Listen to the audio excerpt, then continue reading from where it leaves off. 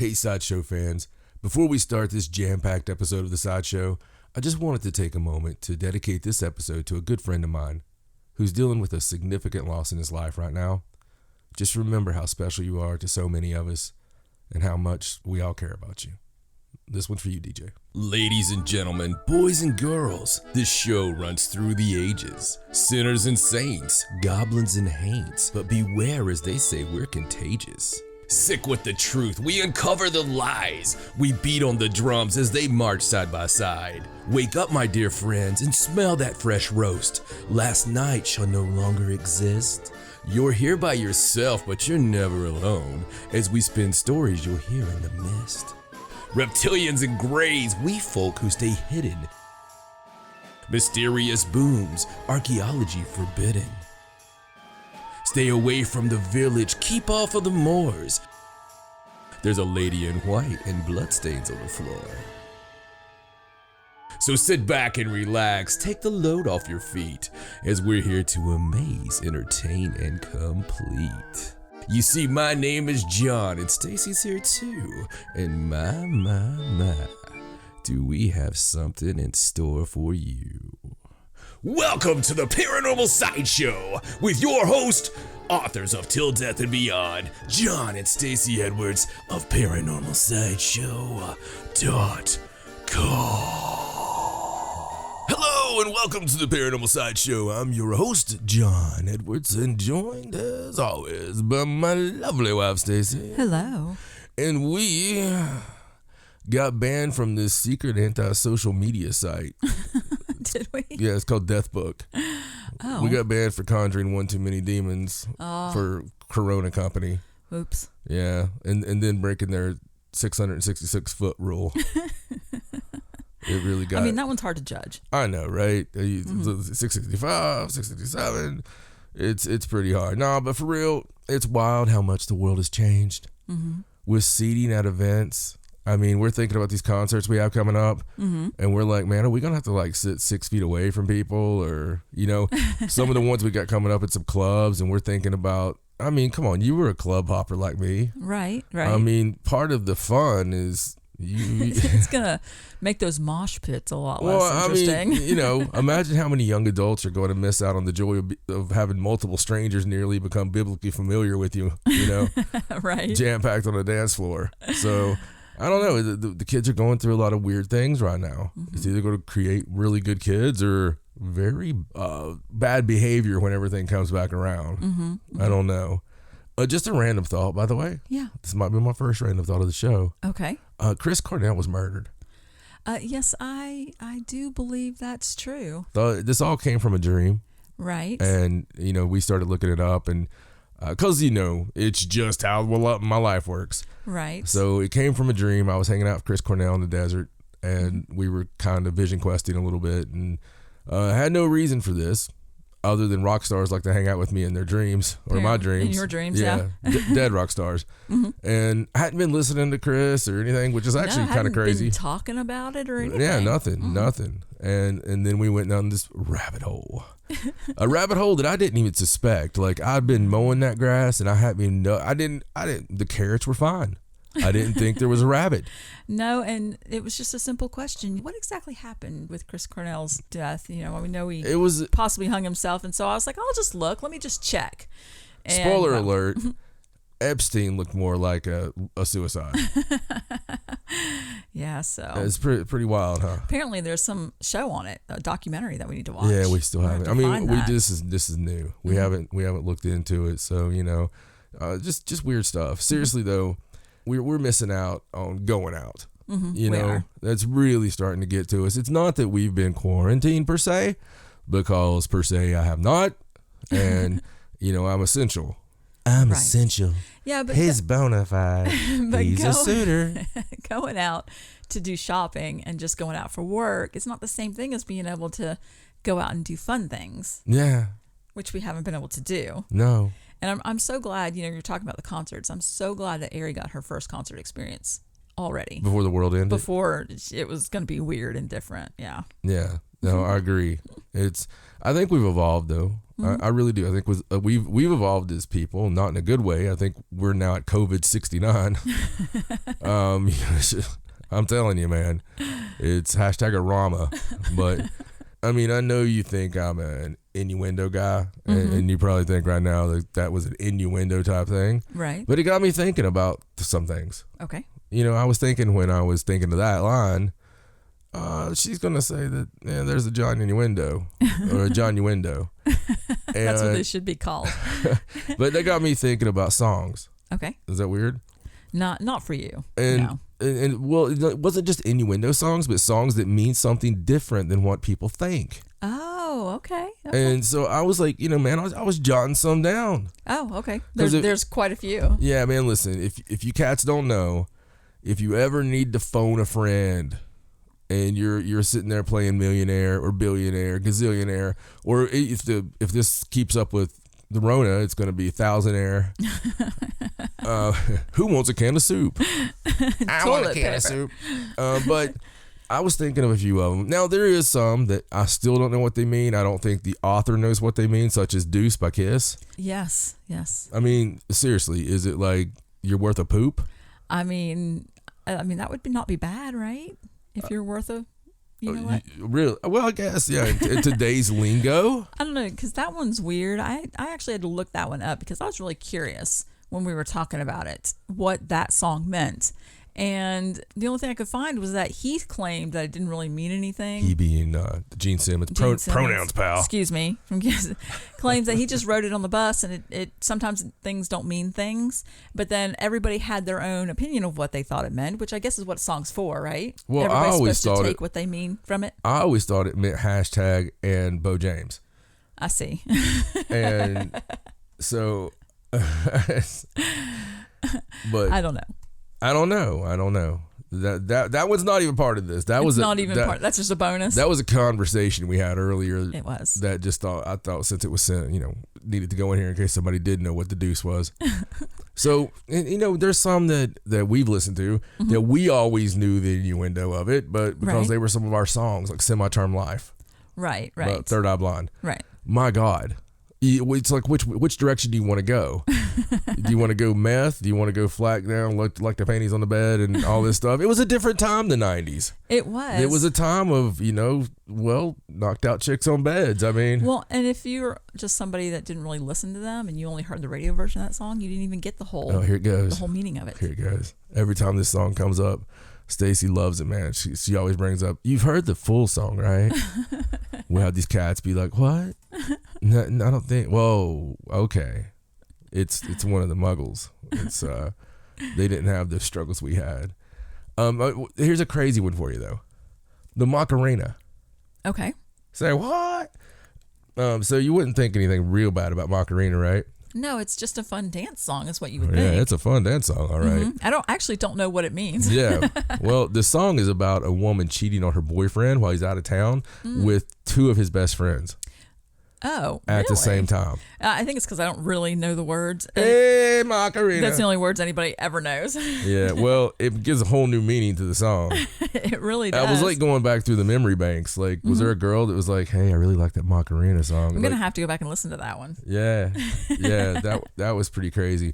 And of course, another one that we know because I think we got Stalker in us. Okay. Every Breath You Take. Right. Very creepy Stalker song. I used to listen to that when I was younger, and it didn't really strike me as a creepy song until I really, was older and started thinking about the words. I'm like, huh. Well, I wrote a bunch of Stalker songs in the early days before it was Dead Man's Hand. Mm-hmm. I wrote a song called Stalker. But I don't usually do that. It's not usually so direct. Right. Normally a song about a stalker would be called Paint Bucket, Yes. But yeah, I had a lot of things about stalkers and clones for some reason. But I remember the Stalker songs because it was always something I was creeped out by. Right. Always been in front of fans, right? Mm-hmm. And it's always worried me that I would have an unattractive one. So, and how would I deal with that? Because, we all know what would happen if you had, like, the really attractive stalker and they're just like, hey. I don't think they call those stalkers.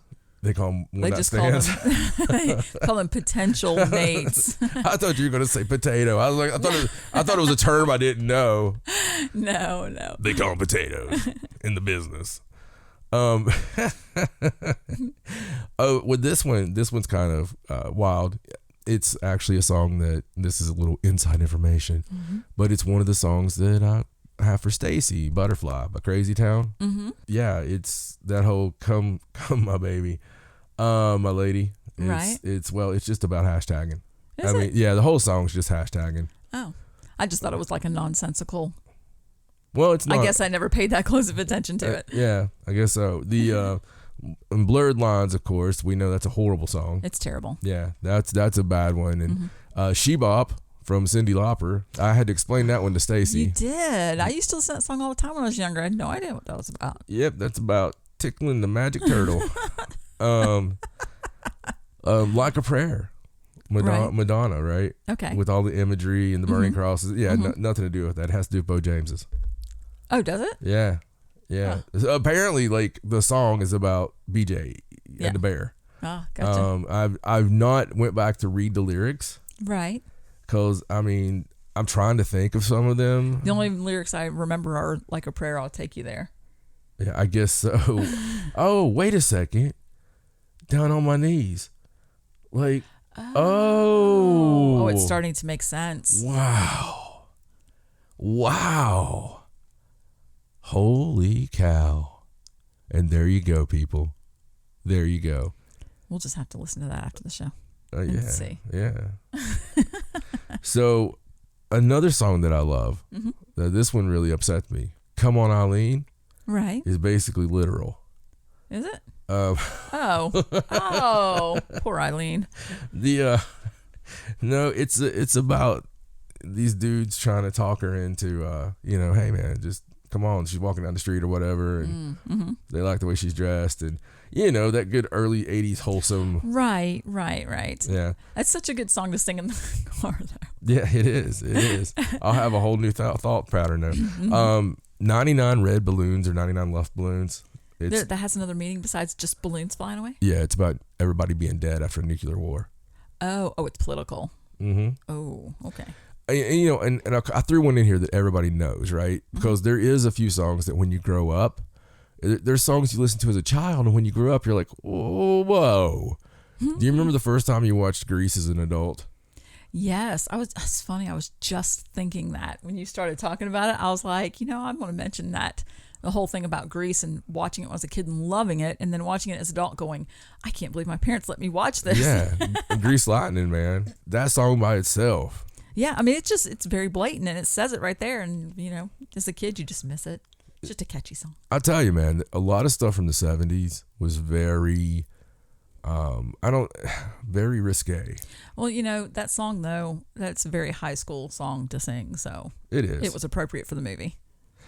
And another fun song that we love that's on almost all our party playlist, one way or another. And of course, you knew that one already, but it's another Stalker song. It is. We should make a best of Stalker songs. Because Stacey's the one that always points that one out. She's always like, one way or another, I'm going to find you. I'm going to get you one day, maybe next week. Yeah, watch your back, because I'm coming. Oh, Eileen. Yeah, I mean, there's so many other songs that we know, like My Sharona. There's just words, man. Like, I always get it up for the younger type or something. I was like, oh my God. Don't Stop Believing. Right. It's a one night stand. Oh, is it? Yeah. Huh. Yeah. Huh. So he's totally having pillow talk, And you shouldn't believe him, girl. Listen to me right now. From one dude, all right, from one fairly attractive, done some cool things in my life dude to you. Right. Listen to me, girlfriend. Don't believe him, okay? That's not him talking. There's something else. Mr. Willie. Mr. Willie has all the best intentions, and he really means it, but the problem is he has short-term memory loss. I see. Every time he throws up, he forgets everything everything he meant. It all goes with it. It really does. A song I love. Okay. Beautiful. you're beautiful, you know. Oh, yeah. Mhm. Well, it's about, I always thought it was about seeing somebody in this moment that I'm guilty of. I could be walking through a mall Right. and make eye contact with someone, right? Mm-hmm. And completely be in love and have the entire relationship in a matter of 0.5 seconds. Right. And it's a weird thing. Mm-hmm. Always been that way. Mm-hmm. But I thought that was sort of talking about that, you know, like riding on a train. Like the love at first sight thing. Yeah, yeah, just, but you're not really doing it. You're not acting on it. It's just. Right. It's like one-sided probably. Right. Right. It's just there. Mm-hmm. It's actually that, but it's about him fantasizing over this girl that's got a guy and they're together. Oh, I see. So that's the whole thing. It's like, it makes it a little less good. At least he's not like blatantly stalking her. Yeah, no, it's not like. It's like in his imagination. Yeah, it's not like beautiful and, you know. And I can see you through your windows. Right, exactly. And of course, one I use all the time for code on Facebook, Afternoon Delight. Right. Is that what that really means in the song? Oh my gosh, that's hilarious. That song is about afternoon delight. So whenever I put, you know, lunchtime, went by the house, hashtag afternoon delight. It could have just stopped at hashtag. Mm-hmm. Of course, A-Team, another song I really dig. It's actually about a crack addicted prostitute. Oh, wow. Mm-hmm. I didn't know that. I think I did. Here's one I didn't know, though. Okay. Cotton Eye Joe. Yeah. You know, Cotton Eye Joe. It's about STDs. Is it? Mm-hmm. How funny is that? I didn't know that. Undoubtedly, I'm very scared about what their schlangies look like. Because Cotton Eye Joe is not a guy I want to meet now. No, me neither. Yeah, it's about STDs. Ew. And you know the song, you know, she's a brick, the brick song. I love that one too. Okay. That one's about getting an abortion, and the hard decisions the two of them are having to make, and really, yeah. Never would have guessed that. Yeah, probably coming off my playlist. Yeah, that's crazy. I don't even know if I want to, like, you know, get into the words a whole lot, but a classic, Brown Sugar, Rolling Stones. You know, brown sugar. Right. Well, everybody thought it was about, you know, a nice, beautiful, dark-skinned lady. Right. And having some brown sugar, you know. Right. Different time era people. But it's about that. It's just about slavery and taking advantage of the slaves. Really? It is. What a weird thing to write a song about. Yeah, it was like a fantasy type thing, I guess. Huh. Okay then. Yeah, I'm glad I don't really listen to that one. Don't let Mick Jagger go through his past lives. And Pumped Up Kicks, you know, Foster the People. Right. This one I kind of knew too, but it's about planning bloody revenge on some people. Oh, is it? Yeah. Oh. Kind of like, you know. Right. I mean, they kind of. Not the kind of anthem you want in schools these days. No, they kind of say it. I mean, they don't come right out and say it, but you know. Yeah, I mean, it's sort of the whole song. They do say "Better Run." I think out of all that, the most shocking thing to me was the Rolling Stones one. Mm-hmm. That was just horrible. I can't believe that people found that out and they allowed that song to still be around. Right.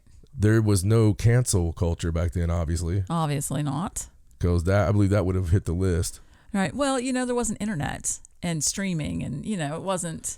Or people just took it as a sweet song about about an African American girl. I guess.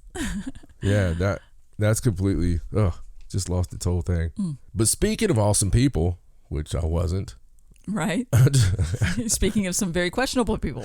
I just want to give a shout out to some very special friends of the Sideshow. Okay. And I thought with some of the things we're changing up, and man, there's been a lot of stuff happen since our last show. Mm-hmm, there really has. A lot of life has happened since our last show. We'll get into all that. Yes. We're fully going to get into all that. And some of the things we were going to start, we haven't started yet, but we're getting ready to start it. And including with the Patreon. Mm-hmm. We're going to be changing that up. And I'm going to quit calling you guys Sideshow offs. Okay. The fan club, or whatever you want to call the ultimate section, the members, if you will, will be. That's my Dusty Rhodes for the show. I see. Will be. I've made an executive decision. Oh, okay then. I'm going to call them ringmasters. Ooh, ringmasters. Ringmasters. That's good. Yeah. I like that. Yeah, the Ringmaster Club. Oh, very nice. Very nice. You like it? I do like it. Yeah, anyway, I want to talk about some shout outs here and just some people that we love, that love the show. But before I do that, I have to talk about one of these people in particular because Mr. Jimmy Peterson will always let me know if there's been a faux pas. Mm-hmm. In fact, I would say he is a fact checker of the show for me. And, he got a hold of me and told me something pretty funny. He told me that, he's like, you do know that, you remember we were talking about baseball teams in Canada? Right. And we started ragging on the Montreal Expos. Right. And their fan base. Right. And he's like, you do know that the Expos moved the franchise to Washington. They're the Washington Nationals. Oh. You oops. No, I didn't know that. And my immediate response was, the funny thing is, Jimmy, I doubt that the Expos fans know that they moved the franchise. And it's like they're probably all still showing up in the Montreal ballpark, not really noticing any big change. Oh, wow. But yeah, but thanks, Jimmy. Appreciate it. And I told him I'd give him a shout out for that and give him the credit for that joke. But he's one that just tickles me crapless that he gets a hold of me and loves the show like he does. And there's a lot more of you guys. And I thought every now and then I want to give a bit of credit for these ringmasters, if you will. Okay. I'm gonna put. I want to like the whole thing. I want to trademark ringmasters, if you will. You have to write it out like Dusty. I see. But some people I like to recognize, obviously Jeff and Tanya Carter, because I mean, come on, big supporters. Leroy Westrich. Yes. I mean, come on. Yes. It's another 100%. Michelle Sinisi, with one of the coolest last names. Crystal Hewitt. Sean Foster, if that is your real name. Jessica Walker. Linda Sanders. Mary Lieber or Lieber or Liger because you're a tiger. Patricia Thompson. James Hopkins. The phenom known only as Terry. Kathy Shuey. The hottest listener in the Sideshow universe, Doug Dotson. It's a long story. Chris Martin, of course, or we wouldn't have most of our dirt. Alan Marston, speaking of dirt. Trish Stuff. Jessica Pata. I'll never let that go. No, I know. Jack Ring the Bell. And, of course, the La Familia members like Travis Molden, Hannah, Cody, our Sissy Kim, my Ari, my Raja. And, your Ari and your Raja as well. But, I just wanted to give a shout out. We love you guys. We love all of you. And we love everybody out there. In fact, if you want a shout out, if you're an avid listener and you enjoy us and you wait for it to come out, and when it comes out, you just go drive so you can listen to it, and it's your favorite paranormal podcast or comedy podcast or however you want to put it, why don't you drop us a line and let us know? Just send us something to paranormalsideshow@gmail.com and just say, hey, I love the show. You don't have to give a big diatribe or anything. Just tell us, hey, I've been listening for this long and I dig it. I've been listening since back in Haunted South days and I dig it. I'm outside your window right now and I dig it. And I'm watching you. Yeah, just let us know, man. You might be surprised how down we are. But, there's been so much happening. The UFC returned this past weekend. It did. And that was nice. It felt nice just watching live sports. It was an empty arena in the one city that gives no Fs. Right. Which is Jacksonville. All my wrestling and UFC, everything's happening in Jacksonville. Jacksonville's like, we don't care. We don't need no stinking badges. But pretty cool. And we got people like Dana White out there making sure we're entertained. It is going to take some adjustments, though, because, when there's not a crowd, but you have fighting going on and you have announcers, the fighters can hear the announcers and what they're saying. So it makes for an interesting, dynamic there. It really is. But it worked on UFC. It did. And it was nice to see the live, like you said, like the live sports. And something else it works on is AEW wrestling. I don't think WWE has it down pat yet, but AEW is doing a great job with the great mind of Tony Khan, who is just an amazing person that I need to find a way for him to hear me so he can bring me to his company. Maybe he likes paranormal. Bring me to your company, Tony Khan. I have so much to offer. So much to offer. We also, with our YouTube stuff, we're still getting that off the ground, and that comes back to the patrons. You know, I think the only thing I'm going to shield for a while is our Patreon, because we are changing it up, changing the levels up, and we're wanting to do a lot more exclusive content for the patrons, but that comes with the more patrons. So, you know, the more patrons we get, the more exclusive content we can do. And it's not just that, you know, we love bringing to this show as much as possible. And this daily YouTube deal is going to be quite the undertaking. So we've already got the content written. That's a big part of it. But we have a lot left to do with editing and whatnot. So, but when it gets started, it's going to be going. It's not going to stop. Right. At least for the foreseeable future. We're wanting to give it a go and, you know, have you guys help us build it. But part of that is the, you know, consistency that you have with the product, just like any business. So when we do start it, we'll push it really heavily, and we're going to have short videos every day, kind of what you're used to seeing on YouTube already with some, you know, shows you might like watching that cover, you know, weird subjects or whatever.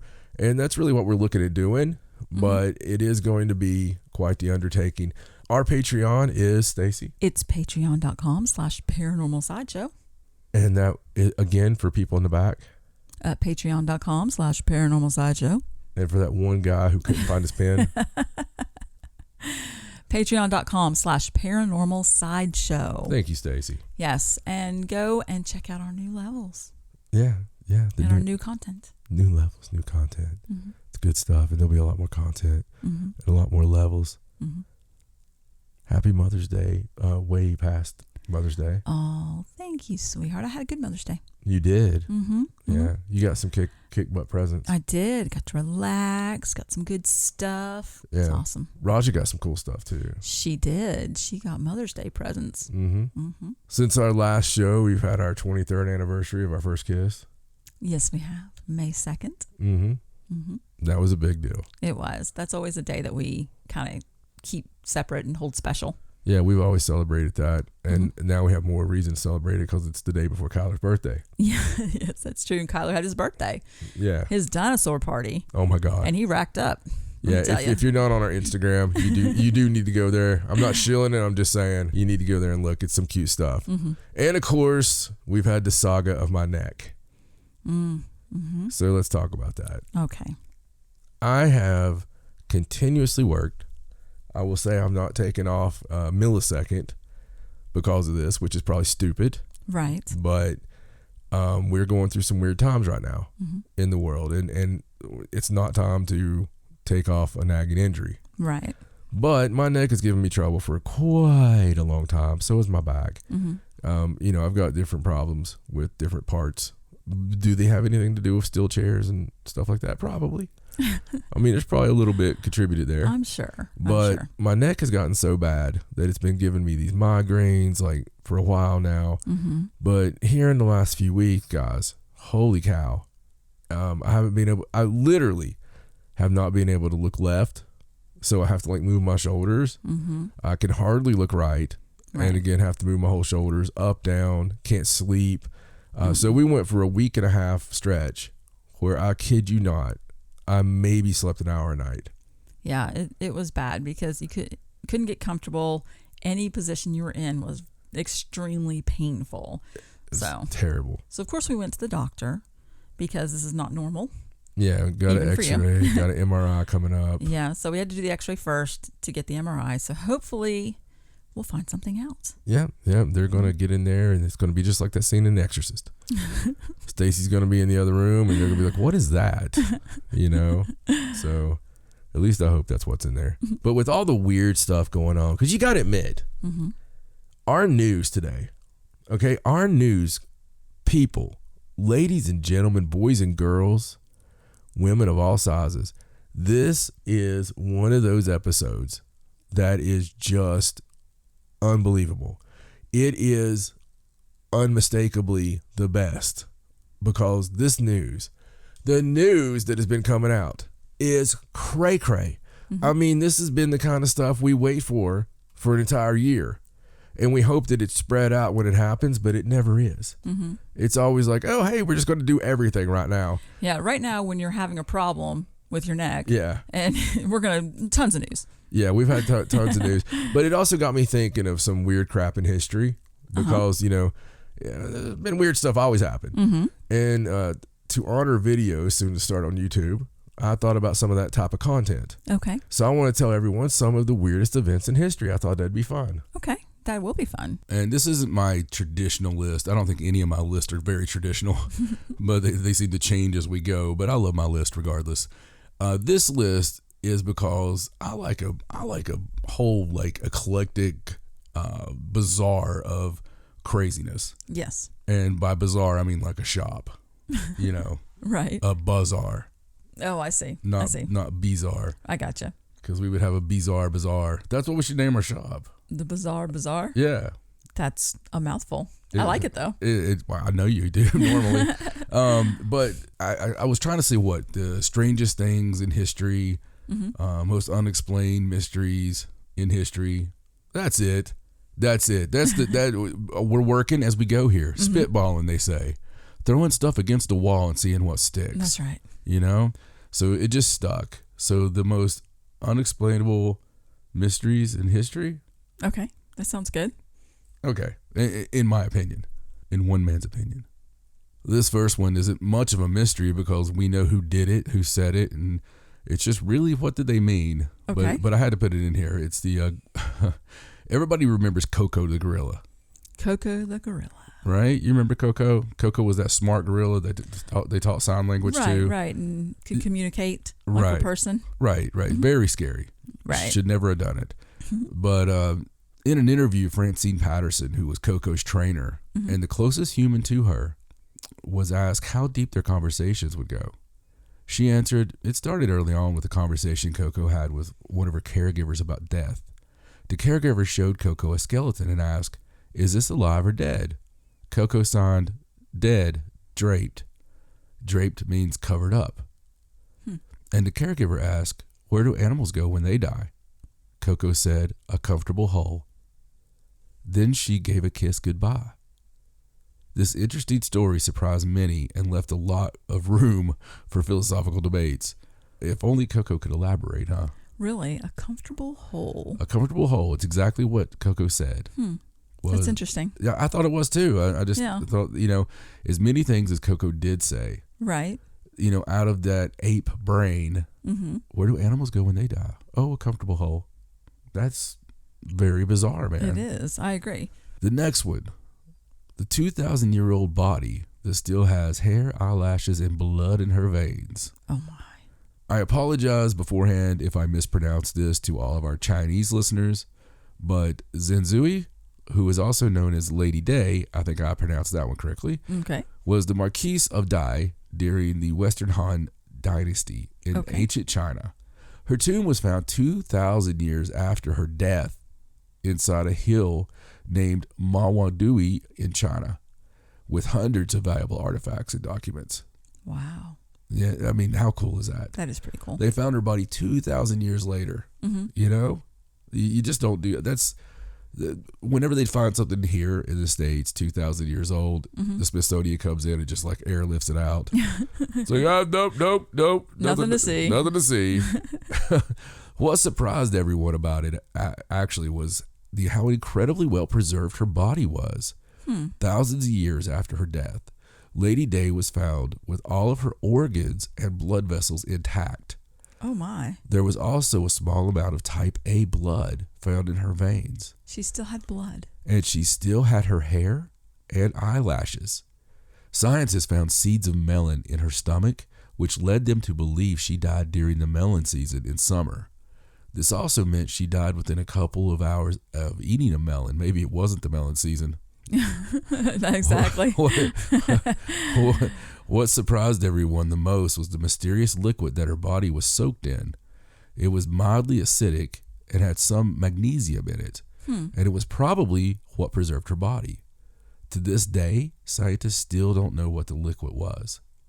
And That's crazy. And I'm kind of glad, Yeah, because I don't want to like them preserving people Look, baby. like pickles. You know, Look, it's baby, weird. I love you. I do. Right. And I'm not saying I won't keep your ashes. Right. You know, because I want you near me.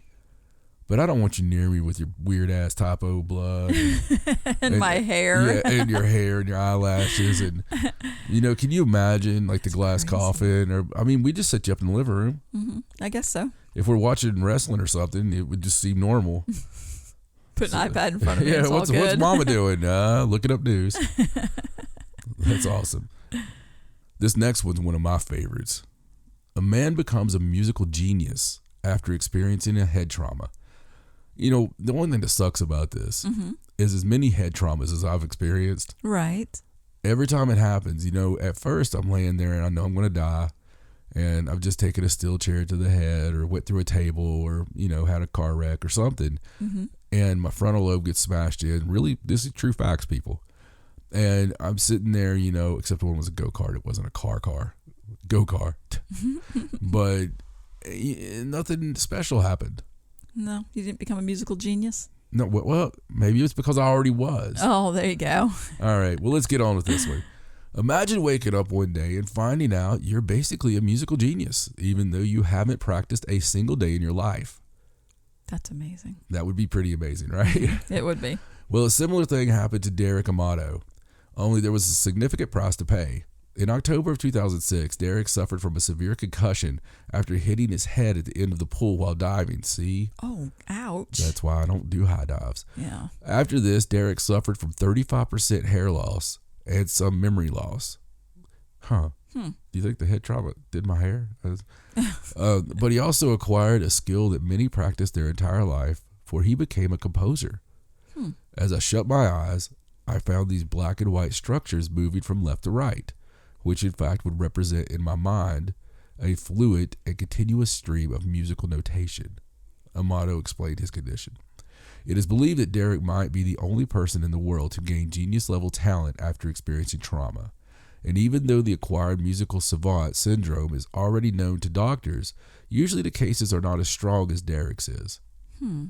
How amazing is that? That's crazy. So, honestly, that had to be in there somewhere. Right. It had to be in his mind somewhere. Yeah, exactly. And it's like he just jarred it loose. Yeah.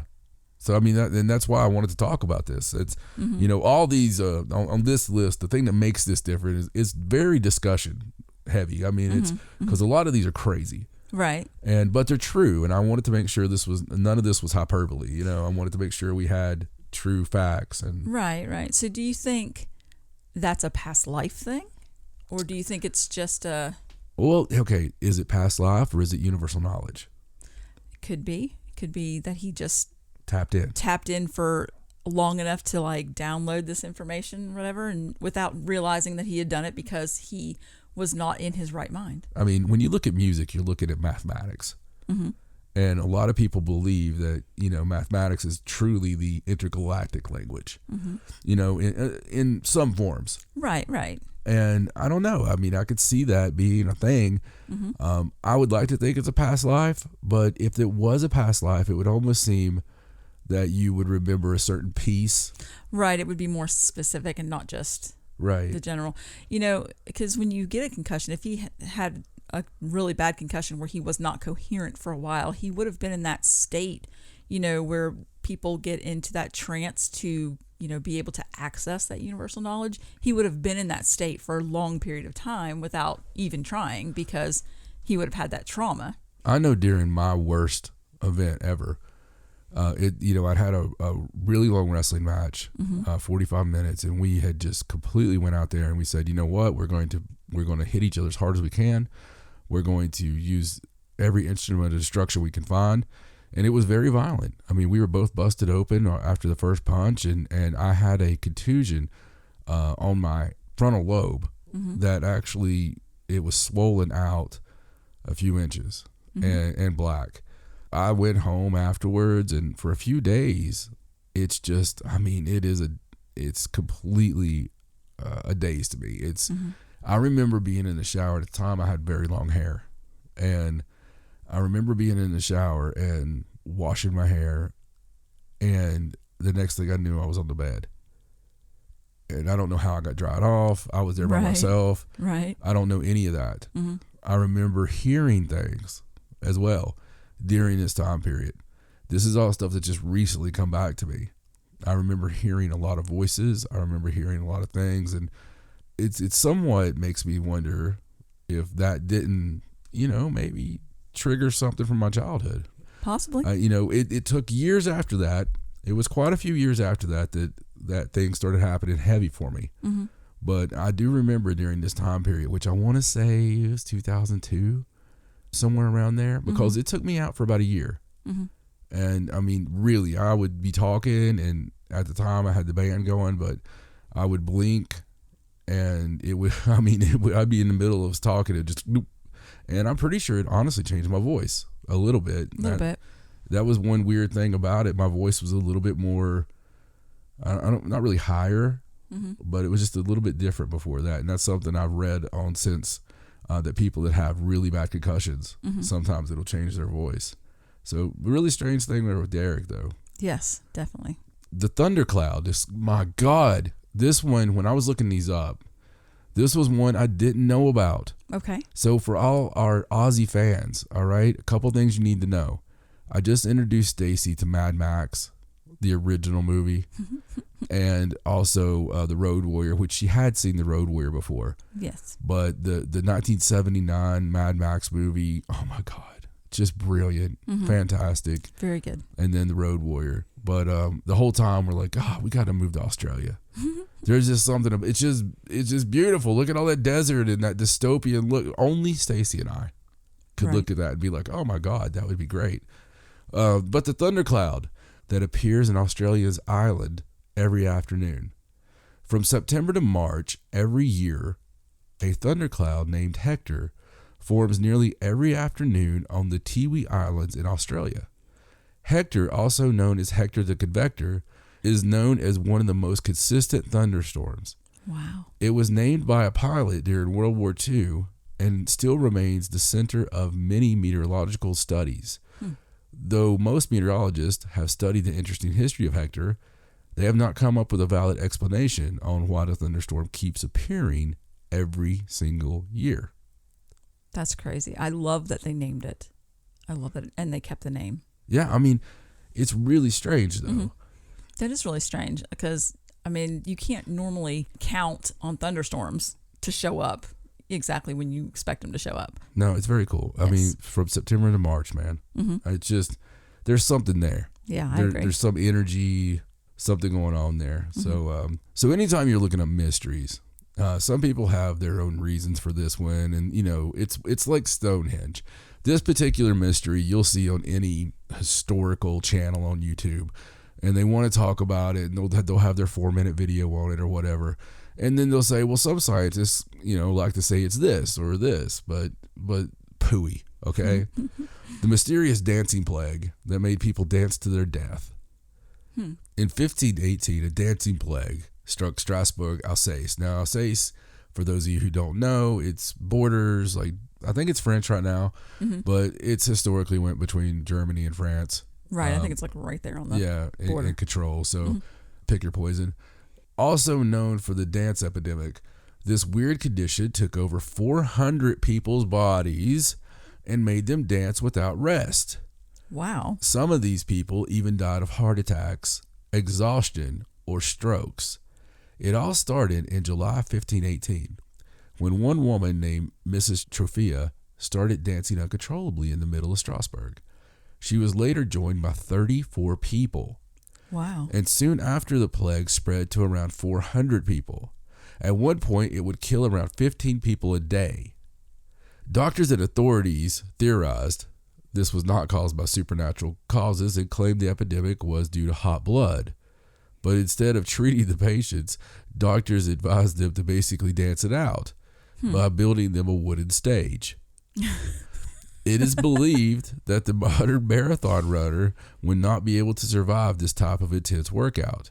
To this day, scientists are not quite sure what caused the terrible epidemic. It might have been due to food poisoning caused by toxic products, fungus, or it might have been a case of mass psychogenic illness. Now, I also want to say phooey, Right. Okay, because if I've ever heard of a supernatural event, Right. it would be 400 freaking people dancing to their deaths. Well, just the fact that they came out and were like, this is not supernatural.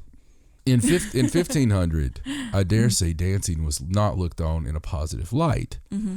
It would be more of a devilish type thing. Right. You know, right. it's think Footloose, but 500 years earlier. Right. And it just, it's weird to me. It is very strange. And you would think that, when you were first started reading, I thought, well, maybe they were just having some kind of seizures or something, but you wouldn't be able to stand on your feet and do that. No. Not long enough weird. for them to build you a wooden stage. The thing I love about that's so Monty Python.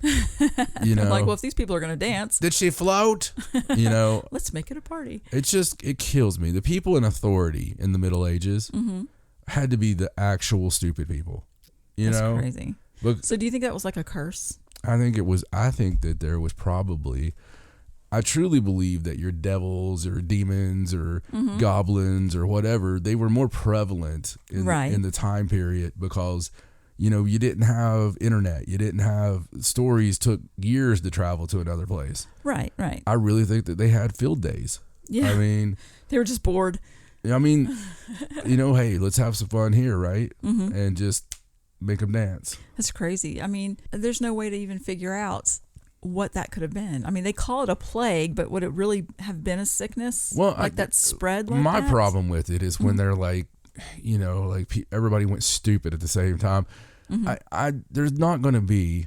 They're just saying all these people were simple-minded, right? So a few of them started dancing, and then they believe so strongly that they're cursed that they're going to start dancing as well. But I'm sorry. Look, if all of a sudden you saw somebody who was holding their breath and they couldn't help but hold their breath. Right. And you're like, oh my God, I'm going to do it too. There's going to come a realization where you're like, hold on a second, or I'm going to choke myself, right? Mm-hmm. There's going to be at least one person who's like, no.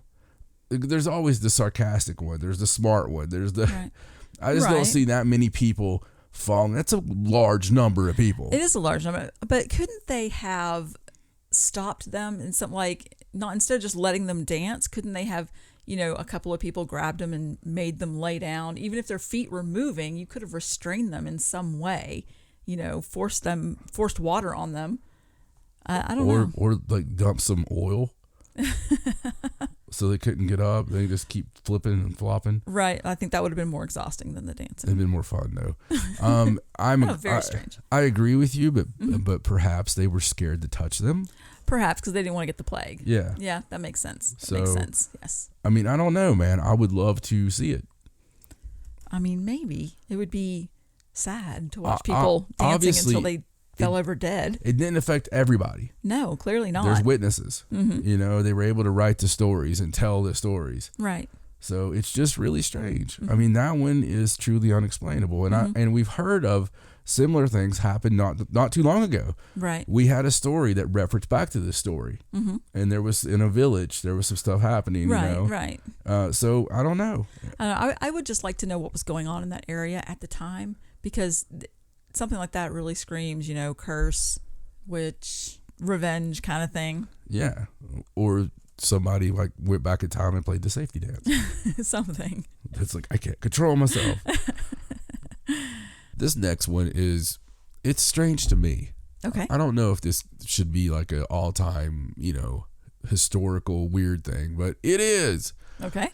Despite numerous false claims about being close to finding Cleopatra's tomb, to this day, nobody has any inkling where one of the most iconic women in the history of humankind has been buried. Wow. It is believed that she was buried alongside her lover, Antony, since Octavian gave orders that her body should be buried with that of Antony in splendid and regal fashion. Mm-hmm. In fact, Cleopatra's tomb is not the only one that remains a mystery for archaeologists.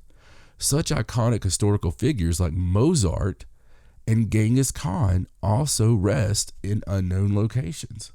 Wow. So do you think it's a situation where it was a secret location at the time because of the popularity of these people? and then it just got lost to time. I mean, possibly because, who wouldn't want to go rob Cleopatra's tomb? Right. You got a very Marilyn Monroe type thing there, a little Crypt 33 going on. So, I mean, I don't know. That's crazy. It's strange that they wouldn't know it by now. Right. Well, Cleopatra, do you think that they do know and just haven't said? No. No, they really don't know. I think by now I think that would have come out. I don't think you could keep that secret. No, probably not. Plus, think of the tourism. Yeah, exactly. Wow. I mean, people would really want to come out. This next one, it's similar to something we'll talk about a little bit later. Okay. But which will be the Voynich manuscript. But similar to the Voynich manuscript, the Phaistos disc is a disc made of clay that was probably created during the Bronze Age, according to many scientists. There is no legitimate theory what the disc actually reads. There have been many tries to read it in many different languages, but all of them have failed. Now, one of the theories state that it might have been a board game. The most recent research guesses the disc might symbolize a prayer to the goddess of fertility. But there again, nobody actually knows. It's one of these beautiful mysteries of time where possibly this came from somewhere else. Right. Or a time before. I think it's way older. I think whenever we find something we don't know what it says, it's something that survived the cataclysm. More than likely, it's a coin or something that we just don't understand because it's a language that was before the cataclysm, right? The Great Flood and all that. I think one way to tell is to go back and look at all the scientists that have studied it and handled it and see if they, have a lot of kids. Then you know if it was a prayer to the goddess of fertility. Holy cow. I wonder if I ever handled it. Accidentally. In 1930, this one's really strange. This one's right up there with the kind of things you really like. An entire population of an Inuit village in Canada vanished. Oh. And, I'd like to think because in the latest DNA, the only thing close to North America that I had in me was a little Inuit. So, which I just thought was really cool because Arctic Circle. Right. A small Inuit village in Canada was known by fur trappers who would pass through it occasionally. But in 1930, something weird happened. A fur trapper named Joe LaBelle entered the island's premises and didn't find a single person there. In fact, 7 sled dogs were found dead from starvation in a grave that looked like it was man-made. A search was conducted to find the missing people, but not a single body was found. They also went into some of the dwellings and stuff, and there was like half-eaten food. And it was like they left in a hurry? Or instantly, yeah. Yeah. Huh. That's weird. That is weird. No remains or anything was ever found. Wow. Yeah, that's creepy. Again, isolation. I mean, kind of like your favorite story there. Yeah, the Dyatlov Pass mystery. Yeah. Like what happened to them on that snowy mountain. Yeah, and that's in the cold. We've talked about that one in depth, but that one's definitely. I mean, that makes the list, right? Right, because it's just. But we've definitely talked about it in depth and definitely a mystery. Yeah, because no matter I don't care what they say. As we always talk about, it's another Stonehenge. Exactly. Because they'll come out every couple of years and, be like, oh, this is what happened. Yeah. A boat's entire crew in 1955, the entire crew of 25 people, completely disappeared, even though the boat itself didn't actually sink. Joita was a merchant vessel that mysteriously disappeared in the South Pacific back in 55. Though we can all understand that ships sink and tragedies happen. This was not the case with this mystery. What caught everyone's attention was the fact that the vessel was built in such a way that there was practically no possibility of it actually sinking. In fact, once the vessel was found, there was still a great part of it that was out of the water, but there was not a single person on it. The vessel originally carried 25 people, but during the search, no one was found. The story left many puzzled as to why the crew did not simply stay on the ship. And especially if it didn't sink. Yeah, and how none of the bodies were ever found. Yeah, that's very strange. No, I mean, it could be pirates or human slavery. True. That's always the first thing I would... But then you would have to question whether the boat, if they were gone before the boat wrecked, like if it wrecked because there was nobody there to drive it or whatever. Right. Or if it was a situation where they had the accident and then, wandered off or, I mean, I don't know, man. It's weird, and this stuff happens strange. a lot, though. Burmesia is known as a phantom island that was seen on maps off the north coast of the Yucatan all the way until the 20th century. What's interesting about this island is that a search for it found nothing that could be called an island. The research started when somebody pointed out that the island has no real boundaries and rights of oil in the Gulf of Mexico. Once authorities started looking for this piece of land, they found nothing but water. To this day, nobody can explain whether or not the island ever existed. Huh. So that's crazy. Now, I know that islands sometimes appear and disappear, but you would normally be able to tell. Yeah, no, they can't. Like where it was at one point in time. There's no sign of an island. That's crazy. But you know it had to be there if it was on the maps. It was always on maps. Yeah. So. That's insane. Oh, man. This next one. Okay. Back in 1876, a most random thing happened in Kentucky, and it is now known as the Kentucky Meat Shower. Oh, that sounds horrible. Yeah, it's also a movie done in an old video store. While lovely Mrs. Crouch was making soap on her porch, she noticed that something weird was falling from the sky, and she was sure it was meat. What was first to believe a sign from God quickly became the interest of many scientists. Those who dared to taste the meat claimed it was probably lamb or deer. Oh, somebody ate it? But scientists initially believed it was probably a lung tissue of a horse or a human infant, because apparently those are almost identical. Oh my God. After further investigation, it is believed that the meat was probably vomited up by buzzards. Oh. Who, as is their custom, seeing one of their companions disgorge himself, will immediately follow suit. This theory was believed to be the best explanation.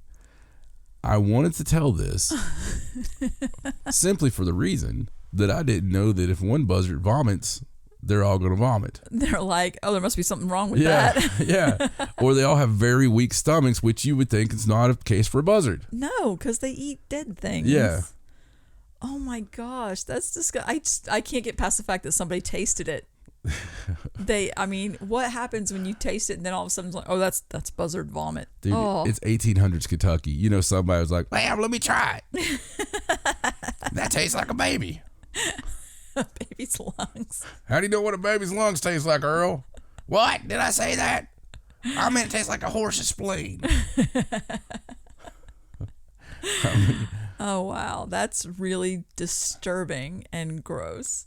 Yeah. Ugh. The Kentucky Meat Shower needs to be a t-shirt. Yeah. I mean, that could be the name of the episode.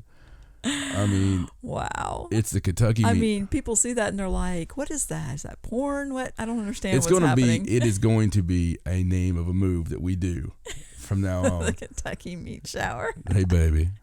Hi, you ready for a Kentucky Meat Shower? All right. This next one. The identity of the Sea Peoples. Around 1200 BC, civilization was progressing quite rapidly in the eastern Mediterranean, while the Egyptians, Hittites, Greeks, and Minoans all having advanced cultures. Then suddenly, a bunch of Bronze Age Vikings appear out of nowhere and destroy everything. Of course. Setting back civilization by 1,000 years. To this day, no one knows who they were or where they came from. How cool is that? That's pretty crazy. Yeah. So they weren't like your traditional Vikings? No, obviously they were the forefathers. I mean, it might have been Odin and all of them, but I guess they didn't leave like a thank you note or something. 1,000 years. I would love to be part of the raiding party. That's some hardcore pillaging right there. Yeah. I'm telling you. They just burn everything. Let's just burn everything. This is just about as strange. Okay. How about a great leap forward? Okay. All of a sudden, out of the blue, which I like saying out of the blue because you'll find out why later. Okay. It wouldn't be out of the blue with this age. But anyway, all of a sudden, out of the blue, about 40,000 years ago, we developed cave painting, music, burial, simple jewelry, like clay beads and stuff. Right. And there's no evidence that anybody's aware of showing anything before then. So it just like appeared. Yeah, just boom. Wow, that's interesting. It really is interesting. Almost as though someone just dropped the knowledge in there. Yeah, you know what? I'm sure that it's out there. Mm-hmm. You know, but it's very rare to find the 40,000-year-old ones anyway. I mean, right. That one, I don't know. It's not as weird as the Incas. This just means that they haven't found it. Yeah. Yet, necessarily. The Incas being able to develop a city like Machu Picchu, buried deep within the Andes Mountains, with engineered lands for farming and massive stone formations, only lasted for 85 years before the city was completely abandoned. My theory on that is they didn't build it. Right. You know, personally, I think that was already there. Right. They just sort of moved in. Yeah, I think a lot of things are like that. Well, isn't that a theory with the Egyptians as well? Yes. Like they just moved in and all those amazing things were already there. Yeah, except for the crappy ones they built. On top of the really nice ones, yeah. Yeah, it's like a bunch of rubble. Like, this is Pyramid 32. You know, again, it doesn't make sense why you would go backwards. Right. You know? It's like, well, we started out with this really good one, but man, we were tired.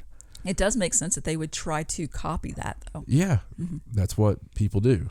This one is very, very, very, very strange. Linguistically, the Great Vowel Shift.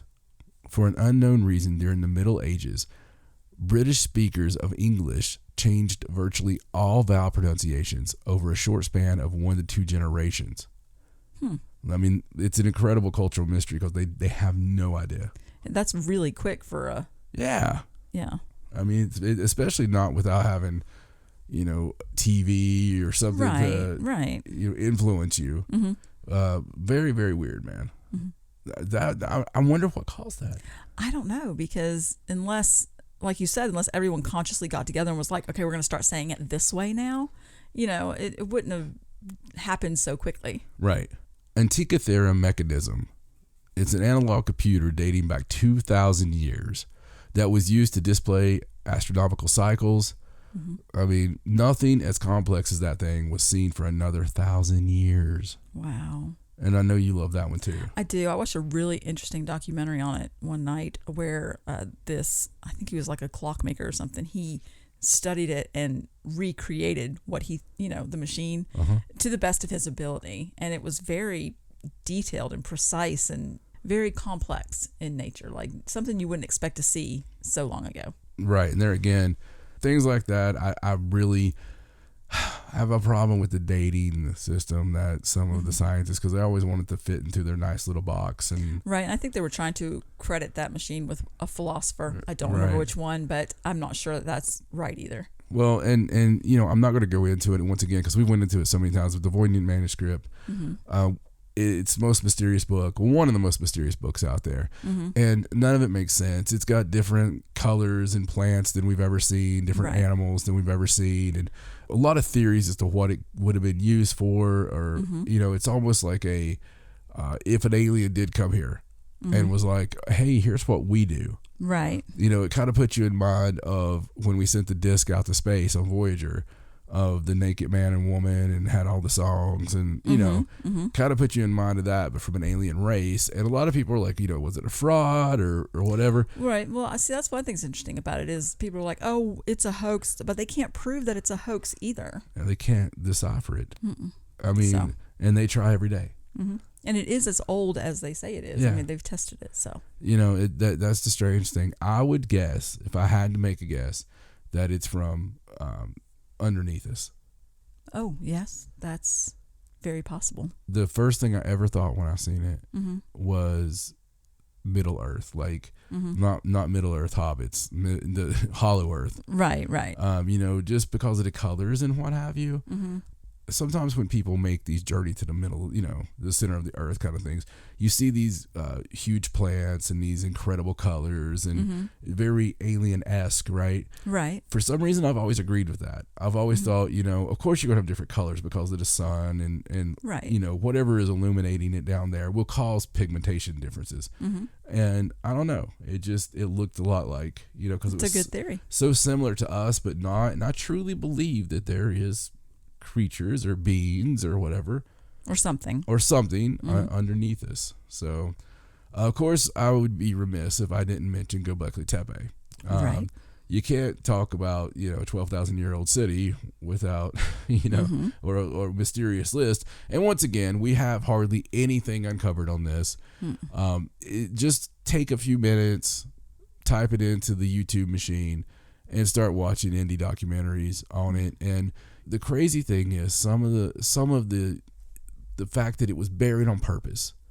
And, we've talked about this so much, but it's from a time before, and that's another crazy part to it. It was either right after a cataclysm or just before, and I just think that because it falls right on that line where we know something happened on Earth. Right. We know that whatever that was, it decimated life, and it decimated all the flora and fauna in the world, and during that time, all your larger stuff just died off. And, there was some stuff that survived, obviously, but it was a tremendous event that changed the world forever. And, one of the prevailing theories is that a select group of people, survived. There's survivors, but they had to somehow leave clues to knowledge and what have you. And, maybe this was it. God knows. I just hope that I live long enough to see it completely uncovered. I don't know. I mean, we're going to talk about it later in the news because I actually have a news story about it. Really? About some stuff they discovered, yes. And in there it talks about, archaeologists are like, you could dig 50 more years and still not be done with this place, uncovering it. And just think the size of that place, what an undertaking it is to cover it up. I know we always say, oh, it was covered on purpose, but can you imagine the undertaking that is to cover an entire complex, to bury it completely? Yeah. That's insane. It's hard to imagine. Yes. It is hard to imagine. Everything about it is hard to imagine.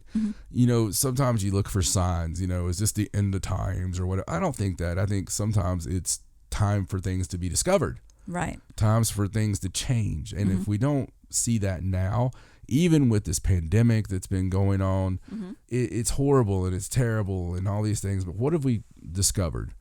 That if we lay off a little bit, all the water cleans up. And all of a sudden from space, you could see everything clearly. And, the air's clearing up a little. And they tell you when you're quitting smoking. You stop, and within the first 3 days, you can breathe better again. Your lungs are repairing themselves. Mother Earth seems to be doing the same thing. As much as I love nature, okay, I also understand the need for machinery and industry and surviving and, But I think there's a happy medium. There has to be. Yes. We have to be able to learn to coexist. Exactly. And I just think that hopefully, we can get past political divide and all this BS and start just looking at the most obvious thing that's happened. We were able to clean up so much of these problems and these ozone issues and things we didn't think we could actually do. And it just took a few months. So if we would maybe go back a quarter of what we're doing and make it, 75% better than staying at home every day. Right. But possibly do an incredible amount of help to our environment. I just think it's time to start thinking about that. I just think that really tells you, if anything, this was the lesson learned, Right. I got to talk about the money pit. Okay. Because that thing has gotten stranger and stranger and stranger. Before they ever had a show, I was super interested, like many people, about Oak Island. Right. Now, my interest of it, honestly, is not from 50 years ago.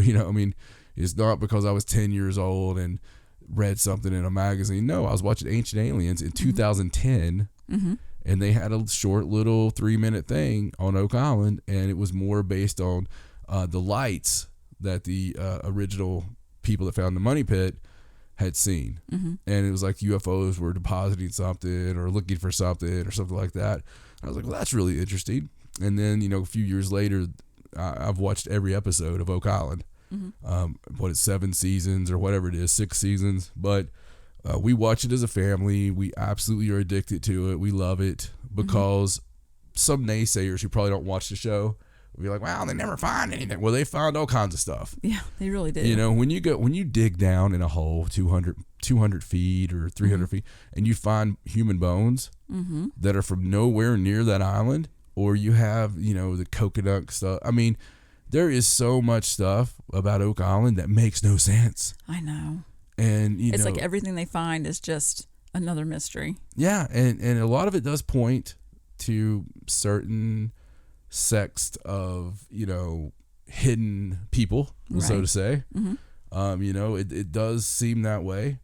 But the thing is, they find all these things that point to everybody, like every theory that people have. I love it. I think that they're really onto it. With the digging, they're finally going to dig the way I want them to dig.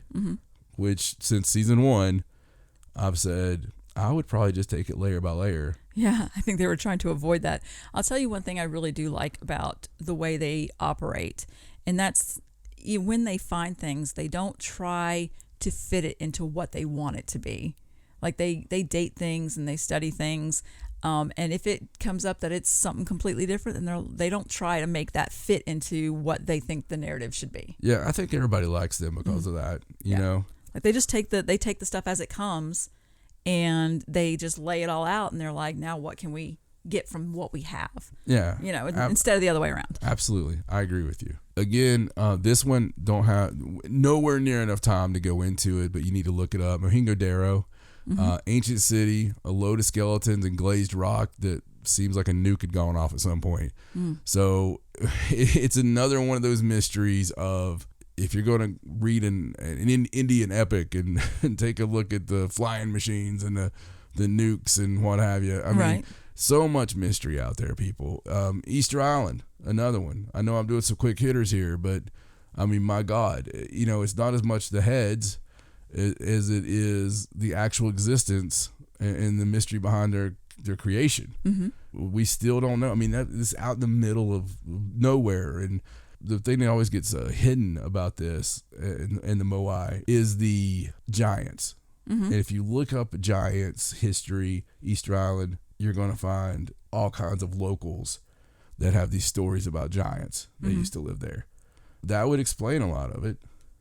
It's like, it's not a giant head, it's my head, so I don't know, man. It's of course Stonehenge, right? Right. Another mystery of all time. I would say the Great Pyramid is right in there as well. So many beautiful ones out there. Nazca lines. Yes. We still find new ones. Oh, I know. Isn't that crazy? It's completely insane. One of my absolute favorites, the stone spheres of Costa Rica. Those are very strange. Well, I mean, was it an old pinball game for giants? I mean, I hate to keep going back to giants, but there's proof of giants. Yes, there is. Get over yourself. Newspaper articles left and right. Giants everywhere. And they were finding the bones in America in tombs. I love reading old newspaper articles about finding the skeletons because they just talk about it so matter of fact. They're like, well, we found another giant skeleton, this time in this area. And it's crazy. Because it was just normal then. And they were finding, like you said, they were finding so many of them. So I gave you a few quick hitters there because it's things we talk about probably every show. Right. Didn't want to bore people that are normal that listeners. Listen, yes, all the time. So what I do want to talk about is something we haven't talked about before, and at least to my knowledge. All right. Benjamin Kyle. Okay. Incredible mystery. When I was looking up these mysteries, Benjamin Kyle got me. Okay.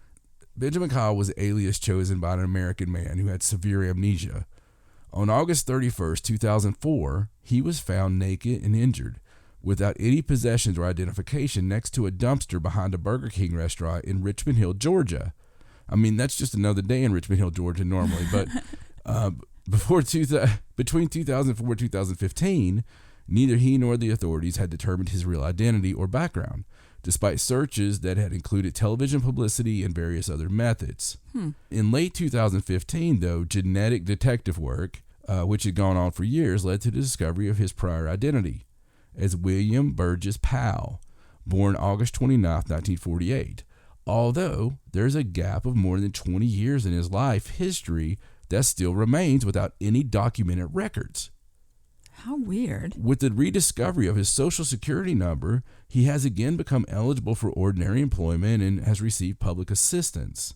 Mm-hmm. On September 16, 2015, Kyle announced on his Facebook page that his identity had been established by a team of adoption researchers led by Cece Moore. A little over 2 months ago, I was informed by Cece Moore that they had established my identity using DNA. Many people have shared their DNA profiles so that they may be compared to mine.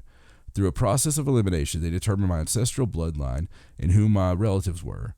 A DNA test was taken by a close relative, and it was confirmed that we are related, Kyle wrote. The Orlando Sentinel reported on September 22nd that Kyle had received a Florida identification card with the help of an Orlando-based organization that helps the homeless and others obtain identification documents. On November 21st, 2016, Kyle's true identity was revealed to be William Burgess Powell. He had been born on August 29, 1948 in Lafayette, Indiana, and was raised there. In 1976, he had cut ties with his family and abandoned all his possessions, including his car and the trailer where he had been living. His family filed a missing persons report at the time, and police found that he had moved to Boulder, Colorado, where he had moved on a whim with a co-worker and drinking buddy. His birth date turned out to be one of the details about his previous life he was able to remember clearly and correctly. A reporter was able to find some Social Security records of him working in various jobs until 1983, after which no records of him can be found for the remaining period of more than 20 years until his discovery in 2004. With amnesia. Yeah. That's very strange. Yeah, severe amnesia. Wow. Naked. That's a heck of a bender. Yeah, I mean, one would think, but I don't know. I mean, because even if he had been homeless or in a shelter or something, there would still be a record of him. Yeah. Somewhere. Yeah, I mean, there's no record, there's no reason for him not to say. Right, right. You know, and I'm sure the lie detectors and say, I mean, this was a big deal at the time. Yeah. And, you know, so it's just crazy because I don't think many people know the update. When I was looking this story up, Right. he's listed as a mystery everywhere without knowing the 2015 update. So it's just really strange. Do you think it was something that somebody did to him and he just didn't remember because of the amnesia, or like alien abduction, or what are you thinking? Yeah, I don't know. I would go more of something the government did to him. Oh, possibly, and just erased his memory. Time frame. You know, it's very much time frame of some mind control people. And just saying, Right. It falls right in line with some things that people have said over time. And he was no longer needed, and boom, naked guy at Burger King. Wow. Just saying. That's crazy. That's just one man's opinion. I wonder why they wouldn't have just killed him, or maybe they thought they did. Yeah. Yeah, and he apparently wasn't dead. Yeah. Somebody didn't do a good job. Yeah. Damn it, Ernie. Blunt force trauma, sir. 3 depressions in his skull. Sorry. I even made sure he had red ant bites, and there was all kinds of stuff on him. So. I know. Oh, it's awful. All right, well, this next mystery, I like mysteries so much. Let me tell you guys. I hope you have as many bay leaves burning as I do, and you're like chewing on your jaw in between words, because that's what I have to do. Bay leaves just react with me. That's another mystery. But these mysteries, I want you to settle back, man. If you haven't already settled back, even if you're driving, all right? If you're driving a big rig right now, I want you to settle back, put one hand on the steering wheel, kind of close your eyes halfway. And Don't do that. Not if you're driving. Well, no, I meant if they were in the rest stop. Oh, I see. No, they're driving. Yeah. So that would be very Be very clear about that. Okay, so we pull off the road. And, you know, you're listening to us all night till you get on your next load and all this stuff. But I want you to lay back, and I want you just to take it in, man. Just think of these mysteries. Let these mysteries go in your body, man. Like you inhale these mysteries. These mysteries go through your nervous system, and they start going down to your toes, and you feel them in your toes, and you're like, hey, honey, come here. There's something wrong with my toes. And she's like, what's wrong with your toes? I don't know, but it's these mysteries. It turned them purple. I got purple toe mysteries. And that's where we're at right now. Right now, we're only around green. We're going to be purple before it's done. This one is about Casper with a K, not with a C like a ghost. Okay. Hauser, like a good brand of, I don't know, electronics or probably machinery. Hauser machinery. It sounds very good because Germans, they make stuff really well.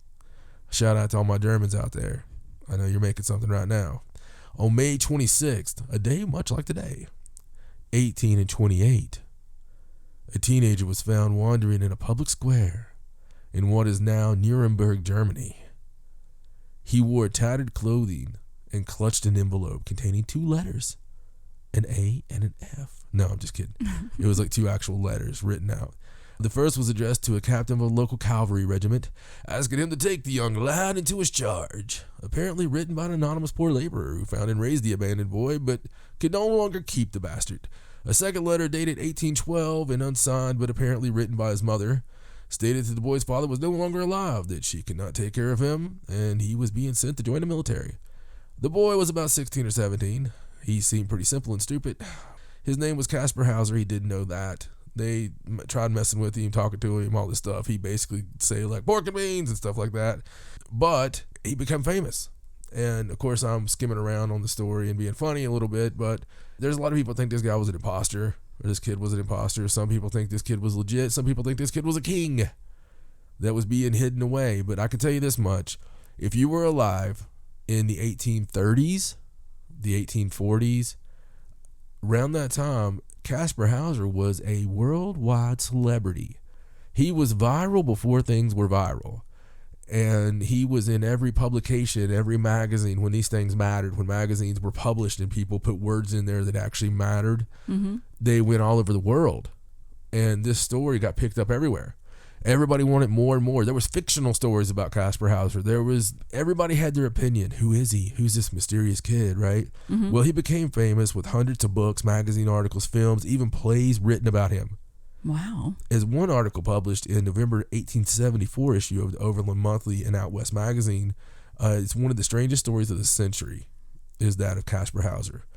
And it was for a quarter of a century, from 1828 to 1853.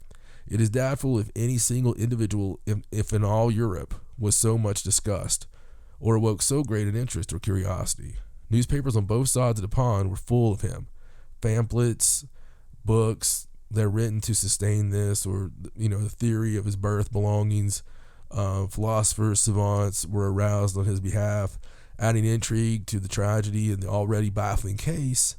There were also apparently several attempts on his life. The last one came 5 years after his discovery, and he was fatally stabbed in 1833. That's terrible. Theories about Casper. So who was the mysterious boy? They really still don't know. There are a million theories. I encourage you, implore you even, to go look up Casper Hauser if you've never heard of it. It's a very cool story, and there is a lot of literature on this that's out there. A lot of thoughts, a lot of theories. I've read most of them, and my opinion of it, I think he was harming himself, and I think he was doing it for attention, and I think he went too far. I thought he was going to get help on the last one, and he didn't get help. Oh, you think it was self-inflicted? I think there was a ruse. I think that people that let him off were in on it as well, and I don't know. Maybe it's wrong, but it just seems fishy. It seems very fishy, especially if you really look into it and you look further than the publications that just want to talk about the mystery part of it. Mm-hmm. You can find things where there was like great lords that took him under their wing. Right. And would go to try to find his, things he had said. Well, I remember this, or I remember this. And they would go try to find this, and he would have things wrong, or he would change his story. And, to the point that they were like, and they would just give him to somebody else. Mm-hmm. So, yeah, I think he was just an imposter, very tricky, smart con person. So, anyway, Casper Hauser.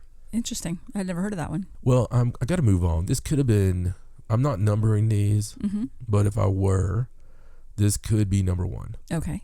Because it's one of those that I go between being super angry to super sad about, and that is the Library of Alexandria. Ah, yes. Just because of all the great knowledge that was amassed and in turn lost due to a stupid Roman. Mm-hmm. And, there's a couple theories on that. Of course, basically the nutshell version is that for years and years and years, I have pages of notes here. I don't even need them. I can just tell you, I know this one really well. For hundreds of years, they were building up this library, and it was right under the nose of the king. Basically, the Greeks were amazing people. They celebrated anything that other cultures did, and if there was discoveries and there were advancements in science or philosophy from another culture, they welcomed that in. Right. They didn't close it off. And just because it was a different religion or something like that, they weren't like, oh, burn them. They were like, oh, that's interesting. Let's take that. It was so bad that they just hungered for information so much that they had this deal that when ships came into the harbor, and listen, the Library of Alexandria was built on the busiest harbor there was. Okay. It was right on the ocean, and it was right under the palace. I mean, it was just a beautiful facility. There are talks 700,000 books. I've seen 400,000. There's even more out there. So let's just say there was 500,000 ancient text, because folks were talking 2,000 years ago. So all the texts were ancient, but they encouraged other civilizations to give their history. And the only thing as far as languages that was in there that was that much more than the Greeks, they actually had Egyptian. It was like the largest gathering of Egyptian writings, and they had said, hey, give us your history, give us as far back as you can. It was all in there. And so all these secrets and really codes to reading things, right? It was all there. And especially with the history the Greeks had, my God, just amazing. But what they were doing when the ships would come into harbor, they would search the ships. They came from all over the world, the known world, and they would search the ships. If they found a book, they seized the book. They take the book to the library. The people at the library decide if they need that or not. If they need it, they take it, and then they pay a sum to the person on the ship, to the captain. They're like, hey, we're sorry we took that tome, but we didn't have it here. This is our rules. Here's gold. And I really doubt that people were that upset. I mean, considering they could have just took it, right? Right. But there was very important people that were over this. And Alexander the Great, basically, it was his idea. He wanted it to happen, and he had an untimely death, unfortunately, so he never got to see it come to fruition that it really came to. But it was around for hundreds of years. You got to think, you go by a building now in your town, right? You see a 200-year-old library. You're like, oh my God, it's 200 years. Man, it went like 1,000 years. I mean, it went a long time, because it went like from like 300 BC to 7th century AD. That's when the Turks came in, and we had a bad time. So what happened first was, like, Julius Caesar came in, burned it because he was trying to burn the harbor. He partnered with Cleopatra, and that was a alliance made of hellfire. But he partnered with Cleopatra in the Civil War that happened, so Cleopatra could win. And when he did, he was trying to burn the harbor, but he burned the freaking library too. But it was so many books. There were 2 libraries. A lot of people don't know that. There was like Library Building 1, and then the annex, which was huge as well. And I don't know if they both burned. The theories are like one of them burned that first time in 1st century AD or whatever, and then in 7th century AD, the Turkish came in and invaded and burned everything. Can you imagine how quickly that burned too, with all that? Oh yeah, all the scrolls and I mean, it's scrolls and books and it's crazy.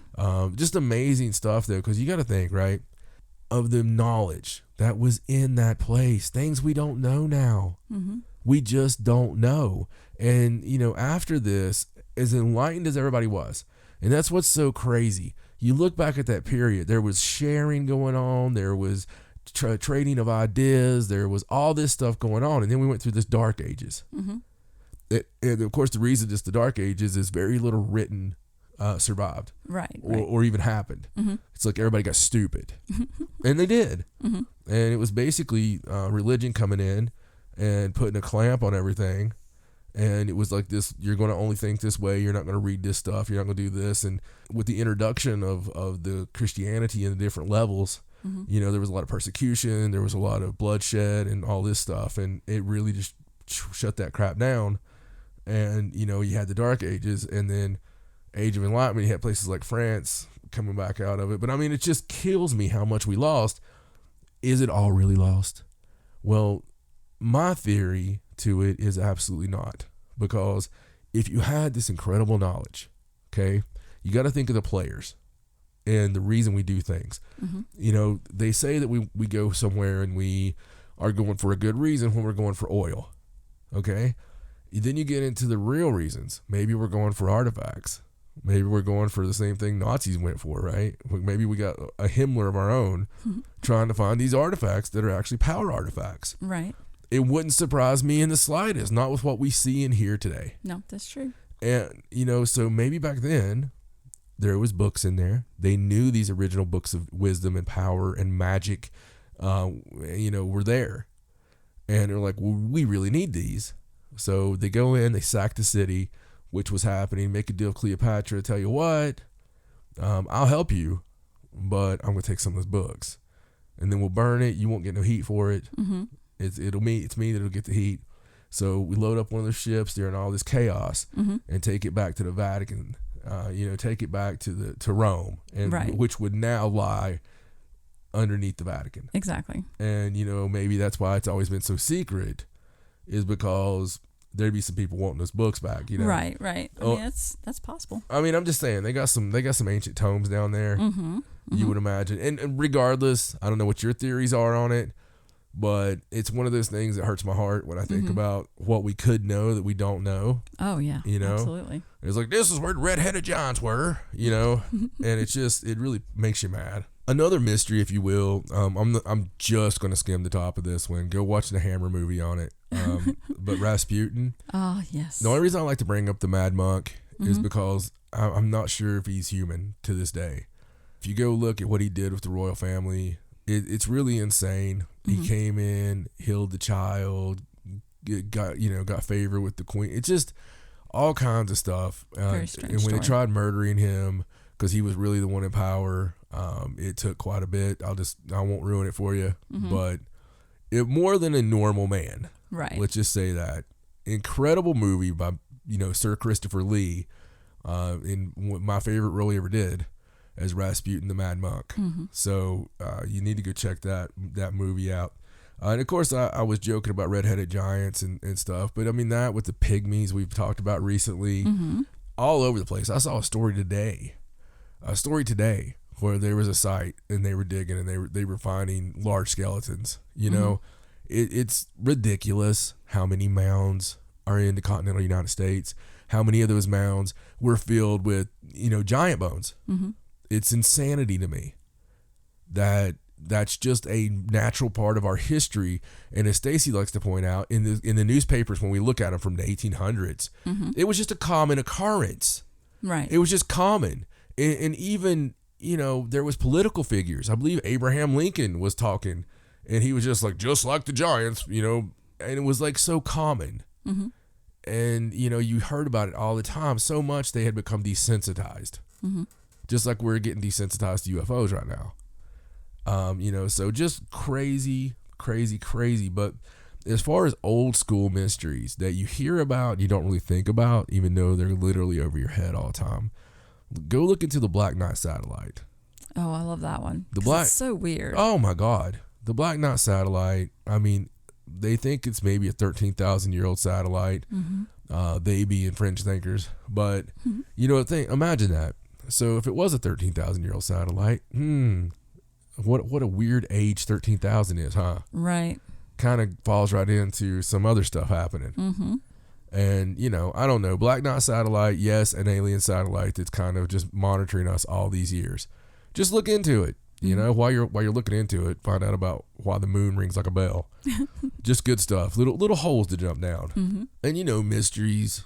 I couldn't talk about mysteries unless I talked about the Children of Woolpit.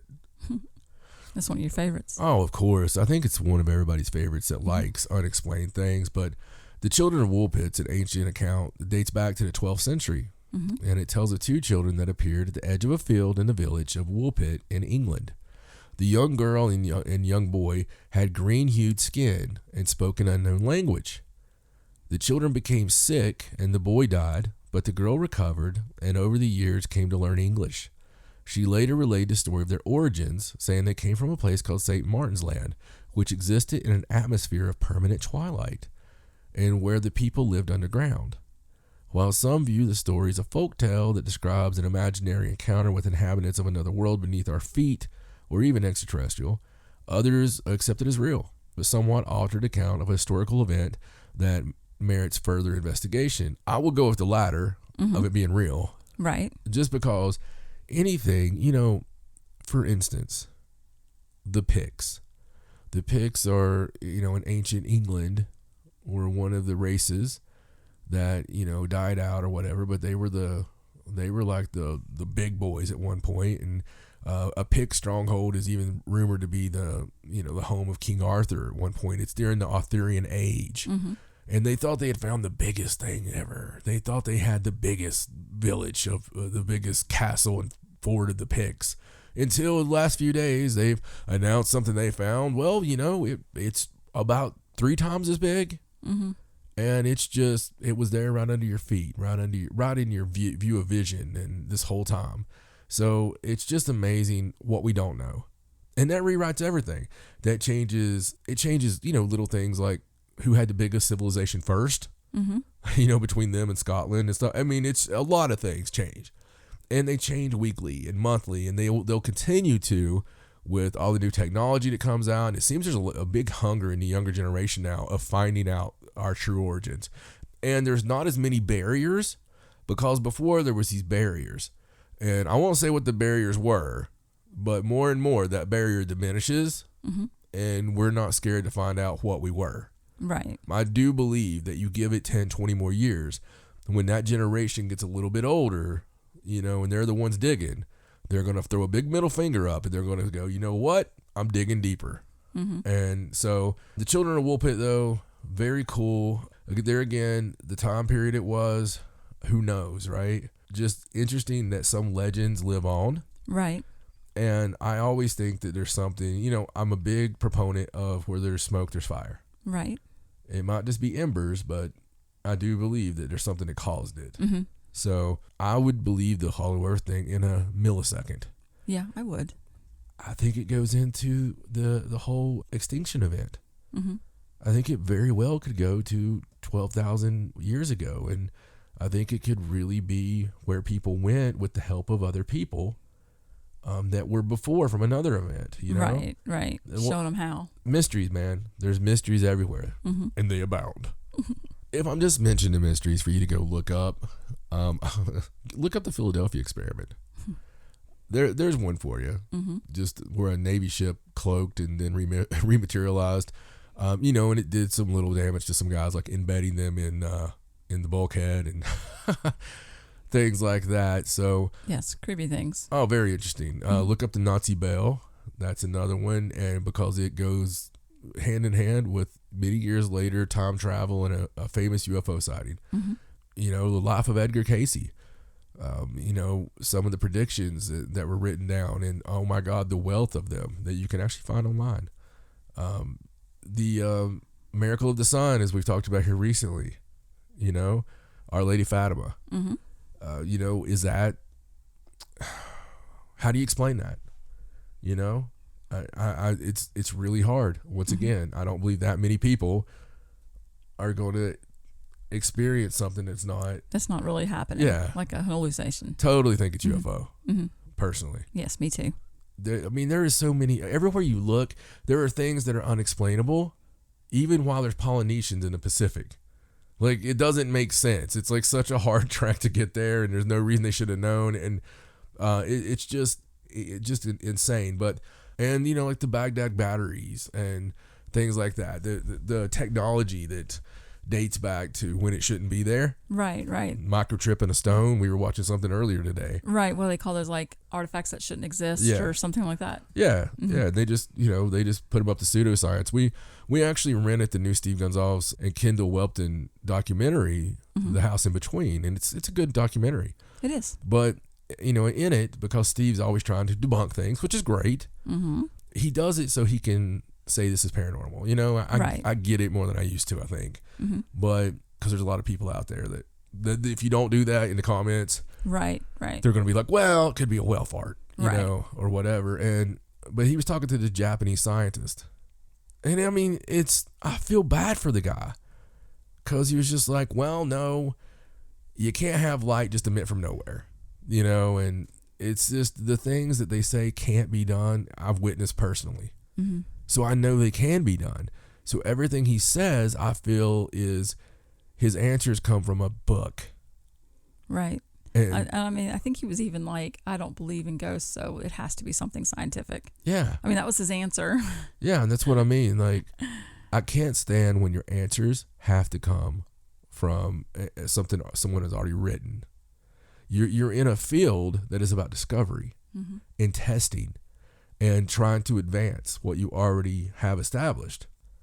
How do you do that if your final answer is going to be in that book? Right. That just bothers me. But hopefully we'll find out more stuff about that. So my penultimate one is one that I actually didn't know. Okay. And when I was looking at these, out of all of them, there was only one I didn't know. And I was like, well, man, I got to go into that. That's nuts. I want to apologize before I even get into this about pronunciations. It's a disclaimer. Because I highly suspect they will be bad. Okay. The Taman Should case. Okay. Okay. TAMANSHUD. Okay. So I'm saying Taman Should? Sure. Or Taman Shud? I don't know. This TS case. Okay. In 1948, a dead man was found on Somerton Beach, Australia, which is not a big surprise. It's Australia. Right. With the cause of death and identity of the man both being unknown. What separates this case from other unidentified, unexplained deaths are the highly bizarre details in the case, leading many to assume that international espionage or other conspiracies might have been involved. Despite being newly deceased, no one has been able to identify the man, who carried no identification or passport, only a pack of English cigarettes, juicy fruit gum, several unused train tickets, and most mysteriously, a scrap of the last page of the Rubaiyat of Omar Khayyat, a collection of Persian Sufi poems and a very rare book at the time. It was sewed into a hidden compartment in his pants. On this scrap, the words Taman Should and it is finished is what that means in Persian. That's what was written. Just Taman Should is from that book, and it means it is finished. That's weird. It's the only clue. Police issued a search for all copies of the Rubaiyat, looking for a copy missing that final page. A tip came forward from a private citizen living in Somerton that they had such a book.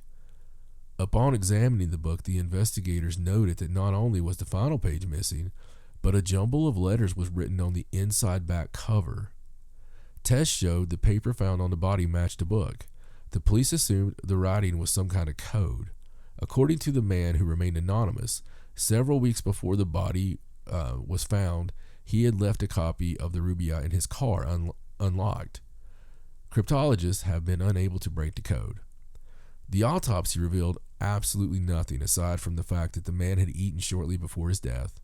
No apparent cause of death led authorities to assume poisoning, yet toxicological reports found no identifiable poisons in the body, and the cause of death remains a mystery. And finally, now this is why it made my list, during the course of the investigation, authorities discovered an eerily similar case had occurred 3 years earlier, in which a Singaporean man by the name of George Marshall was found dead in Sydney. No cause of death could be determined, and a copy of the Rubaiyat was found on his body. That's very strange. So I looked up the book, Okay. which did me no good. Right. Other than the fact there's no chance in hell I would ever just come across this book and decide to read it. Right. I think they were using it just for the words, like you would a newspaper. Very Sherlock Holmesy. Like I can see Sherlock and Watson showing up on this beach, and being like, "Oh, you know my methods, Watson," and really trying to figure this out. I'm surprised that the gentleman that had the book with the page missing and claims that it was just in his car unlocked was not some sort of. I'm like, you think he was a suspect for a while? Do you think they dug into his background or anything? Yeah, well, you would think that's the murderer, right? Yeah. I mean, it could have been in his car unlocked, and somebody could have come by and ripped the last page out and wrote something in it and left it in his car, I guess. But it's very strange. No, I'm with you.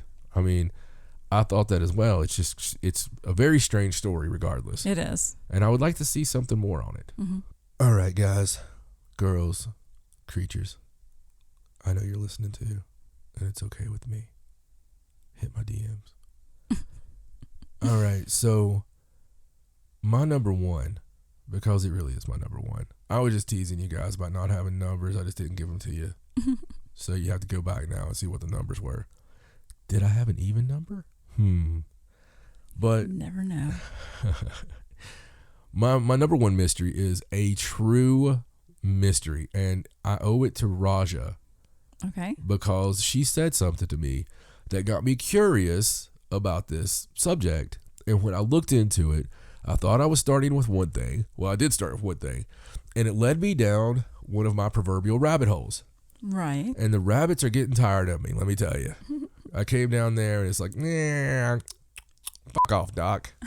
So anyway, you can bleep that, right? Yes. I'll bleep that. Just give it some context. This is about the color blue. Okay. And Raja brought it up because of her blue eyes and Waverly's blue eyes. And she was talking about the rarity. And of course, I had to remind her that green's more rare of an eye color at the moment. Just saying, they're both pretty, but It's not a competition. it is a competition. But it got me thinking about the rarity of blue. Okay. Why that is or whatever. And I thought I was going to be looking about eyes. And I thought it'd be interesting because of the alien stuff. And, I've got Topo sitting beside me here and all this stuff. But what it led me to was something even more mysterious. The fact that blue is more of a mystery than it is a color. Nature has not been kind to blue compared to other colors. It's got a tiny window on the vast spectrum of colors. Blue sits somewhere between violet and green on the spectrum. It reaches human eyes between the visible light wavelength of 450 and 495 nanometers, which is a very brief span. Blue is scattered everywhere in the form of hues and mix of other colors. Scientists claim that blue is rare. Its pigment is hard to find. Still, you see blue plants such as morning glories and bluebells, and a few blue flowers.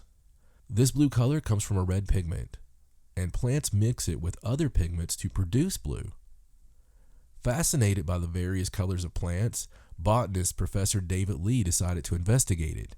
In his book called Nature's Palette, The Science of Plant Color, he pointed out that fewer than 10% of 280,000 species of flowering plants produce blue flowers. This is not because of the blue pigment. This rarity doesn't end here. It goes on in the animal and the bird kingdom. Scientists have found that only a butterfly produces a blue pigment. Its name is olive wing, and much is not known about the creature. The research is still on. Other animals and birds too exhibit blue on their furs and their feathers, but this is not because of the blue pigment, but it's only because of a reflection of light. When light passes through their feathers, it bends itself at a certain angle, and that causes creation of the blue color to human eyes. The perfect examples are blue jays and peacocks. It's not blue. They're not really blue? No. Wow. Scientists could identify red, brown, orange, yellow pigments in birds and animals. These color pigments come from the diet of the animals and are responsible for the color of their skins, eyes, and organs. But this was not the case with the blue color. Scientists confirmed that blue, as we see in plants and animals, is not pigment at all. Finding natural blue pigment is practically impossible. Physics and biology confirm that exactly. This was possibly the reason Egyptians started to synthesize blue color using other natural materials or chemicals. Not only did they make blue dyes, but they coined a specific word for blue. And this was over 4,500 years ago when no other language had a clue about blue. That's crazy. Calcium copper silicate was extracted after a complex process, and this pigment got named Egyptian blue. Ancient Egyptians produced it by grinding sand, copper, and natron and later heating them. The purpose was to use it in funeral objects in the pyramids. It was the world's first synthetic pigment. But how did we notice that ancient languages did not have the word for blue? This story has its roots in 17th century England. Britain's former Prime Minister, William Gladstone, was an ardent reader of Homer. He had been 4 times Prime Minister of England and was a prominent parliamentarian. One day, reading through the Iliad, he realized that Homer had described colors weirdly. Nobody in the modern world would use these descriptions. Also, he could see that Homer used unfamiliar terms for simple color of objects. For instance, the ocean is wine dark to him. Now again, Gladstone went through the Iliad and Odyssey. He further realized that violet is iron for Homer. Not merely that, words denoting colors appeared in different frequencies. Black 170 times, white 100 times, red only 13 times, green under 10. And there is no word for color blue in any of his works. That's weird. After all of this, Gladstone concluded that Homer was colorblind. Years later, German language researcher Lazarus Geiger came in contact with Gladstone's work on Homer. He followed it up. A professor in Frankfurt, Geiger started charting the origins of words of colors in original languages, such as Hebrew, German, Chinese, Sanskrit, Arabic, Icelandic, etc., etc. I mean, he went down to Icelandic, folks. Yeah. It astonished him when he discovered no mention of the word blue in any of the ancient languages. Instead, this quest took him in another direction. He discovered the order of words in which ancient languages understood each color and invented the words. This order was black and white, red, green, yellow, and then later blue. It was the same for every ancient language. Every ancient language got black and white first. That's very strange. Ancient cultures did not count blue as a separate color, but as a shade of green. The story does not end there. There's cultures and languages to this very day that do not have any awareness and a word for blue.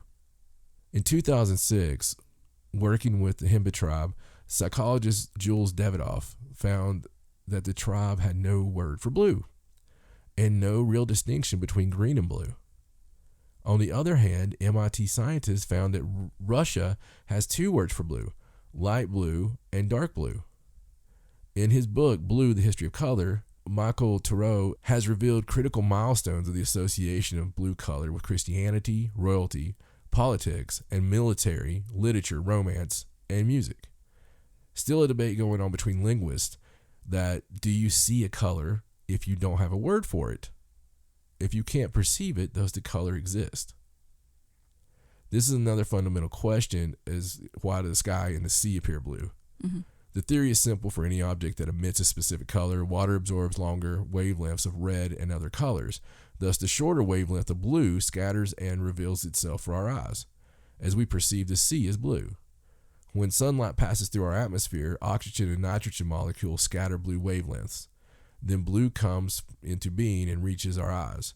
This is called the Rayleigh scatter effect. One more thing, when objects are away from the viewer, they appear bluer, like mountains. Color's nothing, basically. It's just a perception. Isaac Newton observed that colors are not part of objects. Color doesn't have its existence. The brain is the repository of color. Only the brain recognizes it by perception. Language provides it in a context. When light rays fall upon the surface of these objects, larger wavelengths are absorbed and shorter scattered. Then we know the color of the object in our language.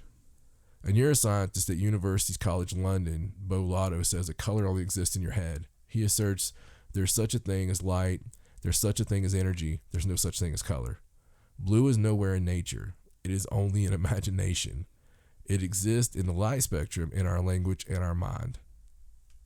That's really strange. That really puts it down to like the blue eyes thing being so rare, and how there's been talk that could be a gene from an extraterrestrial race or whatever.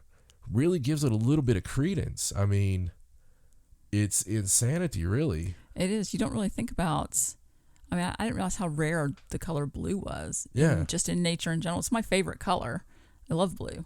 Well, you know, blue eyes also let in more light. As we were talking about the baby and how, you know, outside it was really hard for her. And that's when Roger was like, well, the blue eyes right. let in the most light or whatever. Just very strange. The blue color mystery. I didn't expect that. No. And the thing I love about the mystery is it's so much rooted in fact because of the colors in languages. You know, when you're being descriptive, you know, if you're writing something, you want to tell as much as you can about it. Right. And what was even more interesting than the blue color is the origins of colors in, you know, just themselves. Right. And how black and white was the first for every language. Isn't that weird? It is weird. It's like it's almost like, you know, we joke about everything being black and white, you know. I don't know. It's just really strange. I thought it was cool, and that's my list, man. That was a really interesting list. Thank you. I just wanted to... A lot of things for people to delve into. Well, honestly, if I had a book called John's Mind, it would have been all that and Your Naked Body. And... kind of just stuck in between the pages somewhere. Yeah, it's somewhere in there. So the only place I can go after that much coolness, there's only one place left. Where's that? I know, and I have this on really good authority, okay, that we have some amazing news. And I think it's time to let that sexy beast herself get back at it. So here's Stacey with Paranormal News.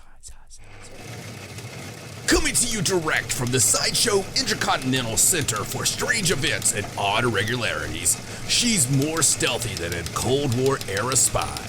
If it's from beyond the grave or above the sky, there's only one girl who looks under every rock to see. She's got your mysterious goodies and spells Stacey with an E. It's now time for Stacey Edwards and Paranormal News. All right, let's get to the news. All right, so let's just start by talking about something that happened at the end of last month, and that was the statement that was released by the Department of Defense about the historical Navy UFO videos. Yes. Where they finally authorized the release. Like officially. It's officially authorized. And in fact, I believe they're going to put them on their FOIA reading room, the one that they keep online, where you can go and watch the videos there. Right. Not like you can't find them anywhere else and see them. But this is a really big deal. Yeah. Honestly, I mean, I know we've talked about it. I know everybody's seen the videos and there's been TV shows. But this whole time, there was always that question there. You know, is it really authorized? Were they supposed to release them? Were the public supposed to see them? And now they're saying, we authorize this. They're still saying it's an unidentified aerial phenomena. Yeah. They're not saying what it is. They're not saying, alien or whatever, just that it's unidentified, but that it's now public. Yeah, public I mean, information. I don't think people, when this did come out, which was basically the day after our last show, so it seems like it's been forever, but we did go a couple of weeks on this one, and we were dying to get this news out because exactly what we thought would happen happened. It did hit the news a little bit, and people were like, hey, they've admitted it. And I was worried that people weren't going to take it as big as they did. But, I started seeing all kinds of young people and older people alike posting, on Twitter and Facebook and making jokes, well, they've admitted UFOs are real. They've admitted aliens are real. They jumped right to the fact that they admitted aliens are real, which was awesome to me because they didn't freak out. They didn't, they freaked out over toilet paper, but, they were like, oh, hell, it's aliens. I just want to make sure that especially our listeners realize that the government just essentially came out and said, you know what? UFOs are absolutely real. There's things in the sky that happen that we don't know what they are. Right. And that is historic, huge, magnificent. And if you told us that much, tell us everything. You know, that's my only request. Right. If you come out and you say that, don't make us send you a FOIA request. To me, that's like having a relationship, and you know, you catch him cheating, okay, and you've got him on video, and you play the video on the local news, okay, and you're like, look, Jeff, do you see that? That's you and my cousin, and Jeff's just like, oh, it could be. I mean, it's very possible, Jeff. That's your tattoo on your inner thigh that says Jeff's the best, you know, and oh yeah, what do you want to eat tonight? And you know, it's very frustrating because you've already outed Jeff, and it's out there. So then you have to go through all this attorneys and all this stuff. And if couples had a freedom of information request, that would be awesome. Like something that they could not lie, it just automatically it made you tell the truth, and you know, it has to get approved through courts. I feel like that would be abused. And well, no, I think people would quit being abused, but it would be like, all right, freedom of information request, here you go. It comes through, and all of a sudden Jeff's like, okay, so Karen, here's what happened. I cheated on you with your cousin, and I've got a video. I literally just played this for the world. Is this the same? This is the same video, Jeff. This is the video. This is the official video. This is real. I actually think my version looks better. I mean, it's like 2 seconds. What the hell? But this is real. I mean, that's what it kind of feels like to me. I know I shouldn't be like that. Right. But it's just like, oh, okay.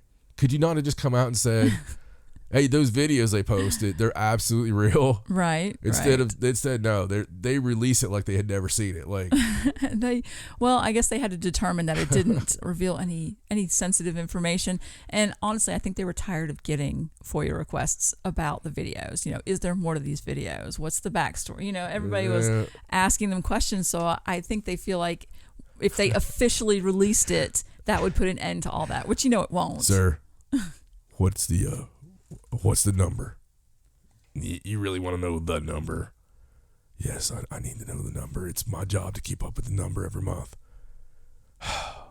Well, since your blasted Tic Tac video, we're up to 4 million. 4 million? 4 million suicides, yes, sir. What are they doing? They're paper cutting themselves to death, sir. And we're sure it's suicide. Well, we're pretty sure. There's a lot of letters coming in. So there could be a certain percentage that are accidental, but for the most part, was that a suicide? It could be, sir. That was a pretty bad scream, though. It doesn't sound like it was expected.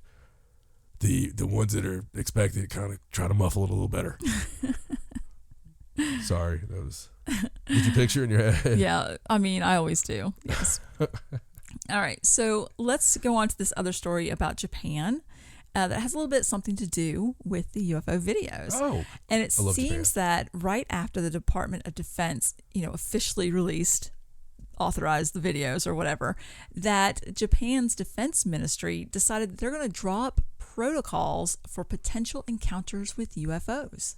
Wow. They're going to draw up protocols that will consider procedures to respond to, record, and report encounters. Now, the Japanese defense minister, Taro Kono, he said that the pilots have never encountered any UFOs, but we're going to set the protocols just to cover the possibility that that might happen. Taro Kono, you lying, you dirty dog. Right. How can you stand there and lie like that? You're Japanese, man. I defend you cats all the time. I'm like, you know what? I'm still going to say Oriental because I don't see anything wrong with that word. But people of the Orient are, you know, not liars. No. Except for Chinese. But do you think a Vietnamese. Japanese pilot, if they did see something like that, would they report it, do you think? Or would they just keep it to themselves? Dude, they would take it to their deathbed. Their wives wouldn't know. This is why I love Japanese men. Right. So it's not that they have never seen UFOs, just that they aren't going to talk about it. They know, man, listen. They have a long line of severed heads that they know when you wear a sword on your side as part of regalia, and you're walking in there, it's just no. Look, no way, no shape, no form will they ever admit it. The craziest one I think was ever admitted was the passenger airline, and that got caught 40 kinds of hell. The one that was up near Alaska, and do you remember that? It was like the Japanese car. It was a huge UFO sighting in the 80s. Right. It's the one that the air traffic control guy always talks about. Oh, yeah, yeah. But anyway, it's that guy, like, no. I would trust them. If I was aliens, I would show myself to them. I would be mooning them. It'd be like, sir, Takayama-san. Hi. UFO, 3 o'clock. Hey, they mooning again, sir. So. Well, interesting. I'm sorry, not sure. My weird mix of Japanese and Tonto dialect. I was just gonna let it go. All right, so that's something that happened right after the Department of Defense with the UFOs. Yes. All right, so let's stick on some space news, but let's talk about fast radio bursts. Let's talk about them. I just imagine us going through customs and there's just pictures. just like, do not let these people in.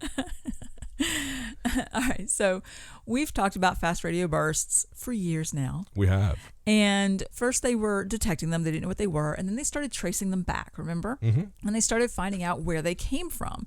Well, there's this new story that has come out now that they have found a fast radio burst coming from inside the Milky Way. Oh. In our own galaxy. Sneaky.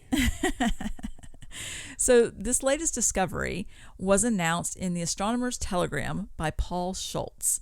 And it was on behalf of Chime. That's the yes, the one that's been Chime in. Yes. It's discovering all of these fast radio bursts, and they announced the detection of a bright radio burst coming from what's called an active magnetar, and it's just sort of a type of neutron star, the collapsed core of a massive star, and it's thought to have an extremely powerful magnetic field. And the magnetic field decay, it sort of emits, electromagnetic radiation and X-rays and gamma rays and that sort of thing. And apparently it sends a fast radio burst. Mm-hmm. And they're saying that this particular discovery, it's preliminary, and they still need to analyze the burst to confirm their findings. But they're really excited because this is direct evidence of something that produced a radio burst. Right. And now this particular burst is not as big as some of the ones that they found. And of course they do have the repeaters, and they don't feel like this is the answer to every single one. Right. However, this is amazing that it was so close and that they were able to tell possibly how it was created. Yeah, that it really is a huge leap forward in what's causing all this. Mm-hmm. So hopefully they'll figure it out, man. Yes, and let's just hope that it's not actually some sort of alien signal if it's in our own Milky Way. Well, I hope it is. What are you talking about? Why? Well, you wouldn't want it to be aliens? Oh, I mean, I suppose. I want it to be aliens. You do? You want them to be sending radio signals, trying to contact us? They're not necessarily trying to contact us. They might be trying to bounce off one of our things to go somewhere else. I don't know. Maybe. Or they can't help it. Maybe it's like, space farts. Like their spaceship backfired oops. It has to go somewhere. All right. Well, let me just tell you about something really strange that Elon Musk is in on. Oh, yeah? Yeah, everything he's in on is a little bit strange. But this has to do with Tom Cruise and SpaceX. And, of course, Elon Musk. And this is about Tom Cruise wanting to film the world's first action movie in space. Yes. He wants to film it in space, like That's on the awesome. International Space Station or, somewhere in space, and is working supposedly with SpaceX because Elon Musk was like, this sounds like fun, to work on it. Now, the movie hasn't exactly been picked up by a studio yet, but I believe they are seriously working on it. Dude. I mean, that's so cool. Mm-hmm. It's I mean, he's got the end with the aliens anyway. Oh, well, NASA's in on it. So it is a thing that they are working on. Like the administrator, Jim Brendenstein, he confirmed that they'll work with Cruise to shoot aboard the International Space Station because he's hoping that the film would be a way to inspire a new generation of Scientologists. engineers and scientists, Right. to work at NASA. And of course, you've got the whole thing with the Space Force with their new like teaser recruitment video. Have you seen that thing? Yes, I have. Like it makes you want to join right up. Yeah, well, I always wanted to join the Marines when you fought the dragons with the glowing sword too. Right. I was very disappointed when I found out there were no dragons. Right. Or glowing swords. Yes. I mean, they would have had me with the glowing. If you could wear the armor, they're wearing like full armor. I'm like, I know. where's the knights? I don't see knights. Well, hopefully this will get made. I have a feeling that between Tom Cruise and Elon Musk, it'll get done one way or another. Yeah, Like absolutely. even if it's self-funded, I mean, that'll just be crazy. that'd be awesome. I don't know. I wish I knew some sort of backstory for it, like what the point is. It's going to be an action movie because Tom Cruise, he does. I don't know how all you do an action stuff. movie up there though. I mean, I don't know. I mean, in real space, it's kind of like, all right, quiet on the set. Shh, search space. It's pretty quiet. Shh, okay, and action. Okay, they're floating around.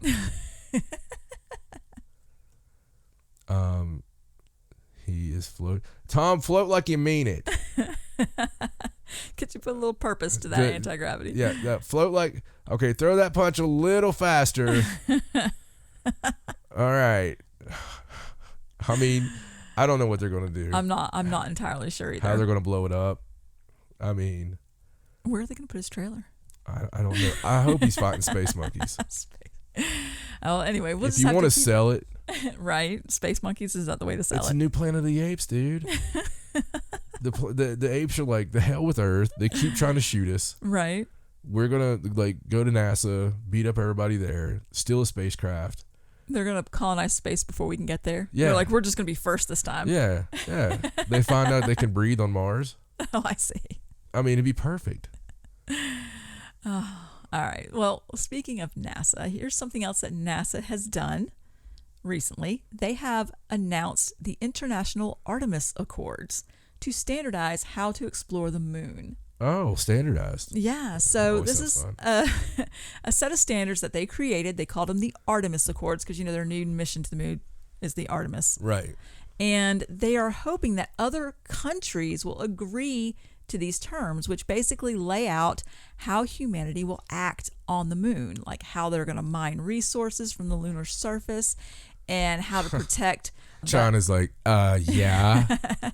how to Right. how to protect the heritage Apollo sites, where they landed. They're up there, it's like, they got a robot up there dusting that over right now.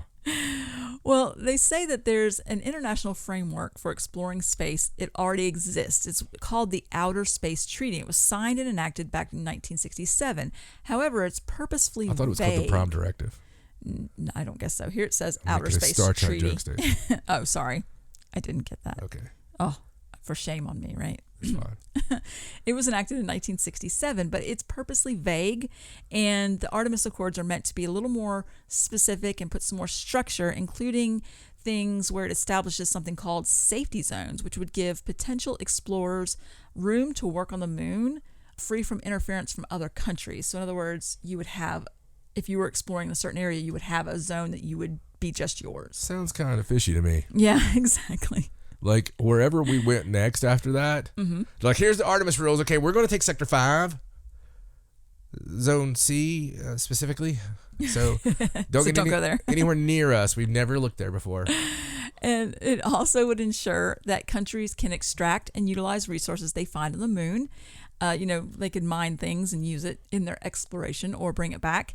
And it also touches on a couple of other things that may be up for debate, such as making sure countries register whatever spacecrafts they send to the moon and agree to share data openly in the same way that NASA does. I love the wording on this.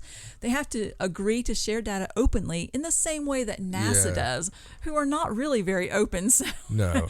so that's kind of a loophole there, I think. Yeah, very much. But they're not sure. They're hoping that some countries like Japan and Canada that already showed interest in the approach will join, but others are not so happy about it. Russia, for instance, not pleased with the idea. Yeah. And they're not sure how many countries will exactly get on board, but they're hopeful. None of the others. They're hopeful. Japan and Canada and Australia. That'll be about it. England. That's it. I mean. So they're trying. They're trying to set down rules for space, I Dude, suppose. China and Russia are not going to agree to that. No, they're not. There is no way. So, I mean, no. Anyway. All right, so let's move on to a place that you really enjoy, Göbekli Tepe. No, that is a place I really enjoy. I love going there. It's so much fun. And the Turks are just great. Right. I mean, you enjoy watching stuff about I it. do.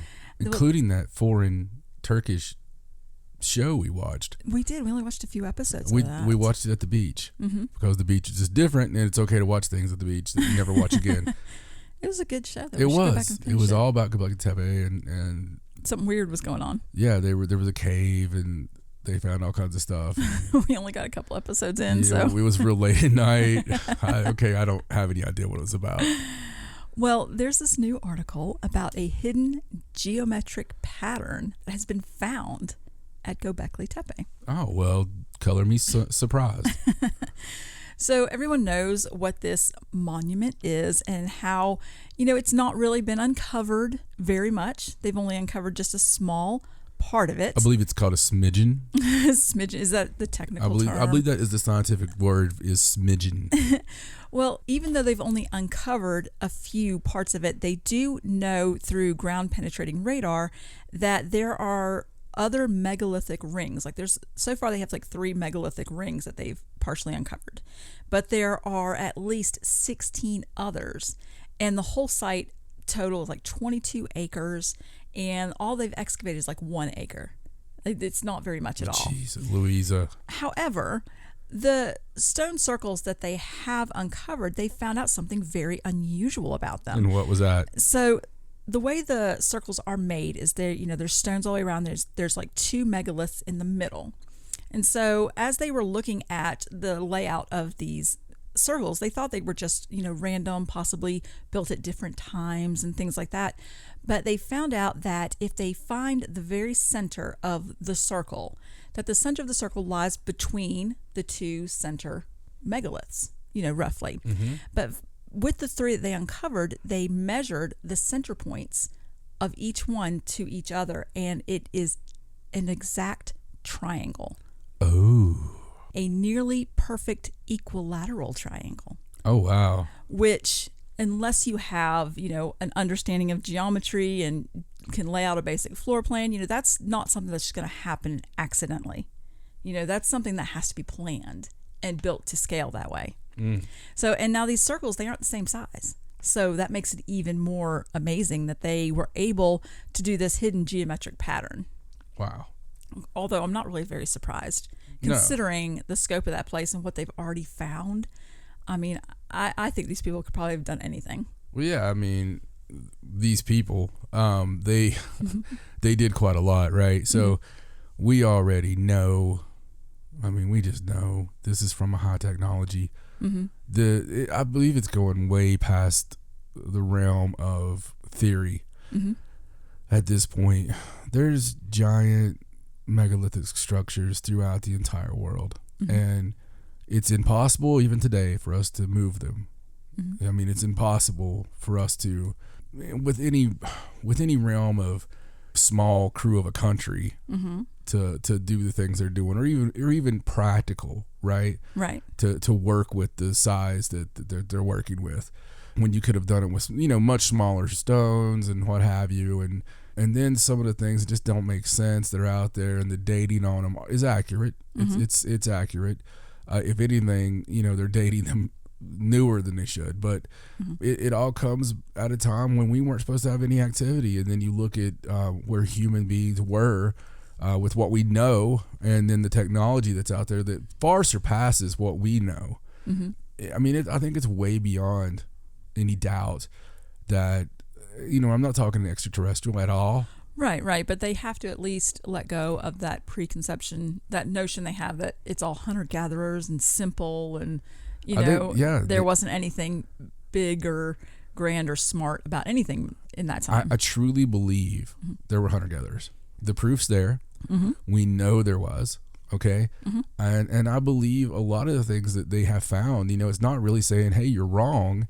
It's just you were closed off to the idea of there being anything else. Right. You know, if everything ended right now and you were to go back and look at everything, all the remains in the world, there's a lot more third world living conditions than there are United States living conditions. Okay. Right. So you would come here and you would find what you might consider high technology or whatever. And you go to an African village, it's going to look much like it did 10,000 years ago. I mean, in some of them. And you go to a little tribe on the Amazon, be like, well, they're hunter-gatherers. I mean, it's just, there's so little that's been uncovered, right? So it's just, I don't know. I believe there's a lot more to it. And I believe that they knew what they were doing when they made a lot of these out of stone. No, I believe too, because stone stays around, and technological things are not going to be here still. And especially when you make the giant monuments, right? Right. When you're using if you were a smart person, which they obviously were, well, why don't we just make it out of something use our anti-gravity stuff here to make it out of something that they could move. Probably won't be able to move in 3,000 years from now. Right. And I just think it's just so much of that. And if you just scrape the top of these stories, you're not going to really do yourself justice. I suggest one of my favorite channels to get quick hit videos is Mystery History. There's Mystery History and Mystery History 2. And they're on YouTube. You can go down and you could watch, honest to God, you can sit and watch 8 hours of it and not be through all the videos, but it's one right after another of these places. I go a lot deeper than that channel. I go to ones that are looking for stuff every day and all this stuff, but that's a nice little package of a channel. Like it is. It's not tedious or anything. It's just videos quick are hit. 4 minutes usually, and they just tell you about a place and you get interested in it and maybe you go look it up, maybe you don't. Right. It's a good place to find things that you want to look up. Yeah, absolutely. Absolutely. All right, well, let's move on. Let's talk about another interesting event in history that's still somewhat unexplained to kind of go with your list, I suppose. And this is the Tunguska event. Yes. Now, for anyone that doesn't know what the Tunguska event is, it is an enormous explosion that supposedly occurred early in the morning about June 30th in 1908. And it flattened 2,000 square miles and charred more than 100 square kilometers of a pine forest in central Siberia. And when you see the pictures, it's the pictures of the whole forest where all the trees are just laying down. And they believe that it was some sort of meteorite something, but it's never been confirmed because there was no impact crater. They couldn't figure out, it took them a while to even get up there and notice it and to study it. They didn't start looking into it as quickly as they should have, I suppose. Yeah, I mean, they've always said, I think the prevailing has always been it was an airburst meteorite. Right. But there's really no proof even on that. The craziest part of it is outside of the crater is the growth of the trees. Right. Which grow at, I think, 2 times the rate of all the others.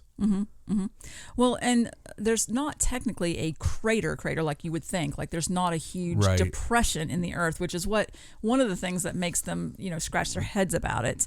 And, in 2007, there was some scientific team up there, like Italian team, that suggested that this lake that's a few miles away could possibly be the impact crater. Yeah. And they just didn't realize it then.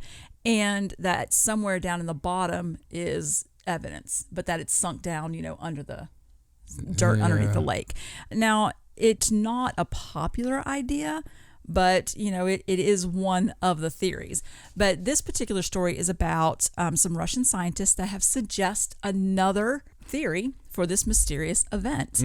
And they believe that an asteroid skimmed the planet at a low altitude above Siberia, causing the explosion, like you said, like the burst, that caused that explosion.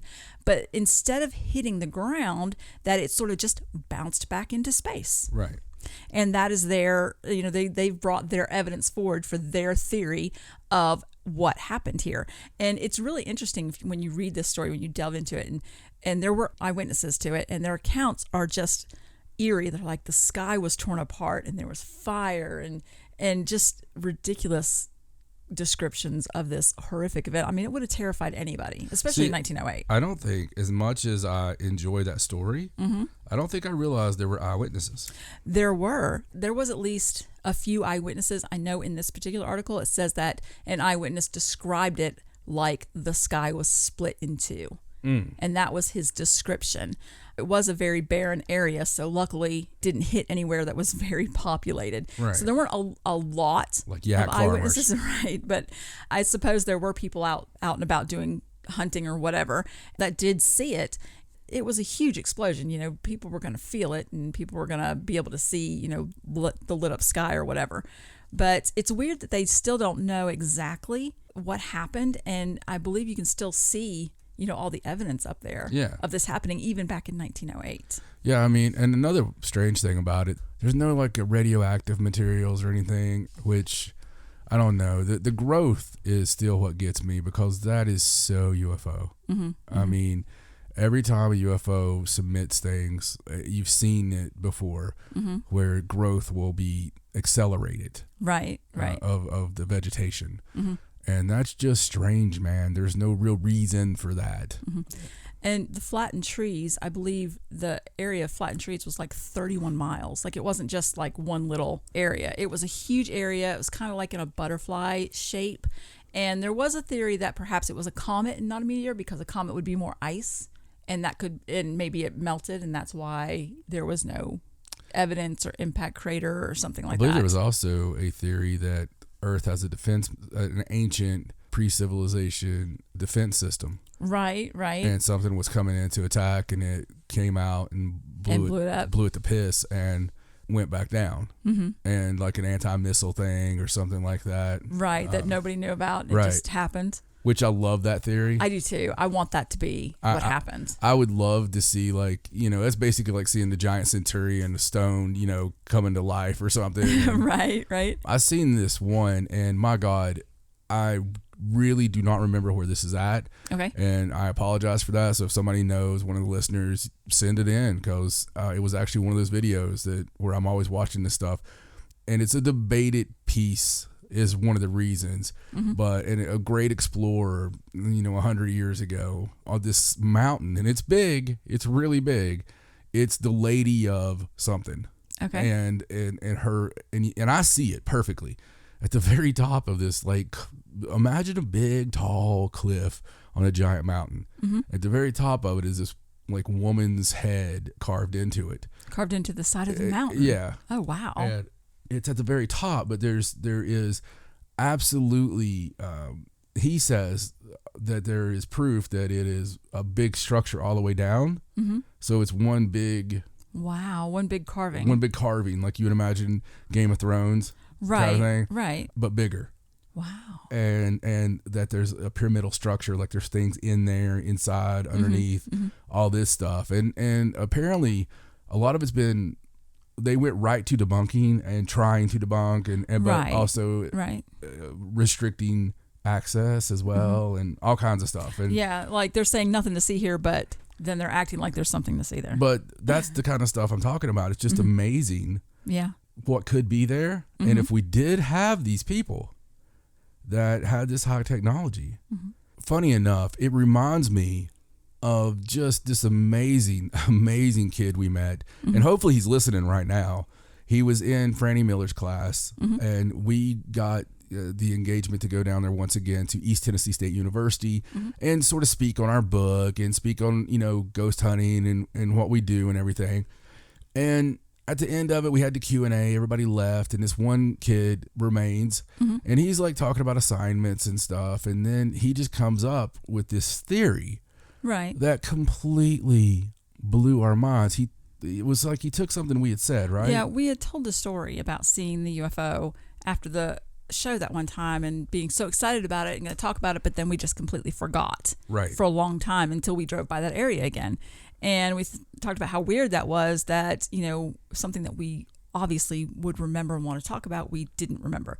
And so I guess that put that idea in his head, and he was like, you know, what if a long time ago we were technologically advanced, you know, the time before.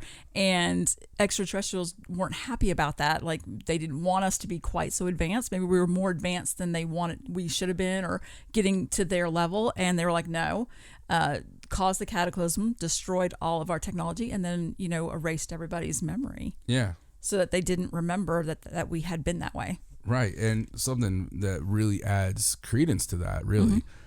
Modern UFO, they always refer to it as the modern UFO age, right? And that all started in 1947. We had just dropped the bomb. And, even when we were testing, there was some stuff, and you had the Foo Fighters in World War II and stuff.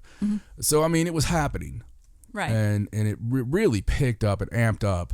If they were coming here, it would take them a second, theoretically, to get here, But, like, they were monitoring us, maybe the Black Knot satellite. Right. And they're like, oh, crap, they got it. They figured it out. Right. Time to move in. They've got the nukes. We have to do something. It's just, it's a solid theory. It is.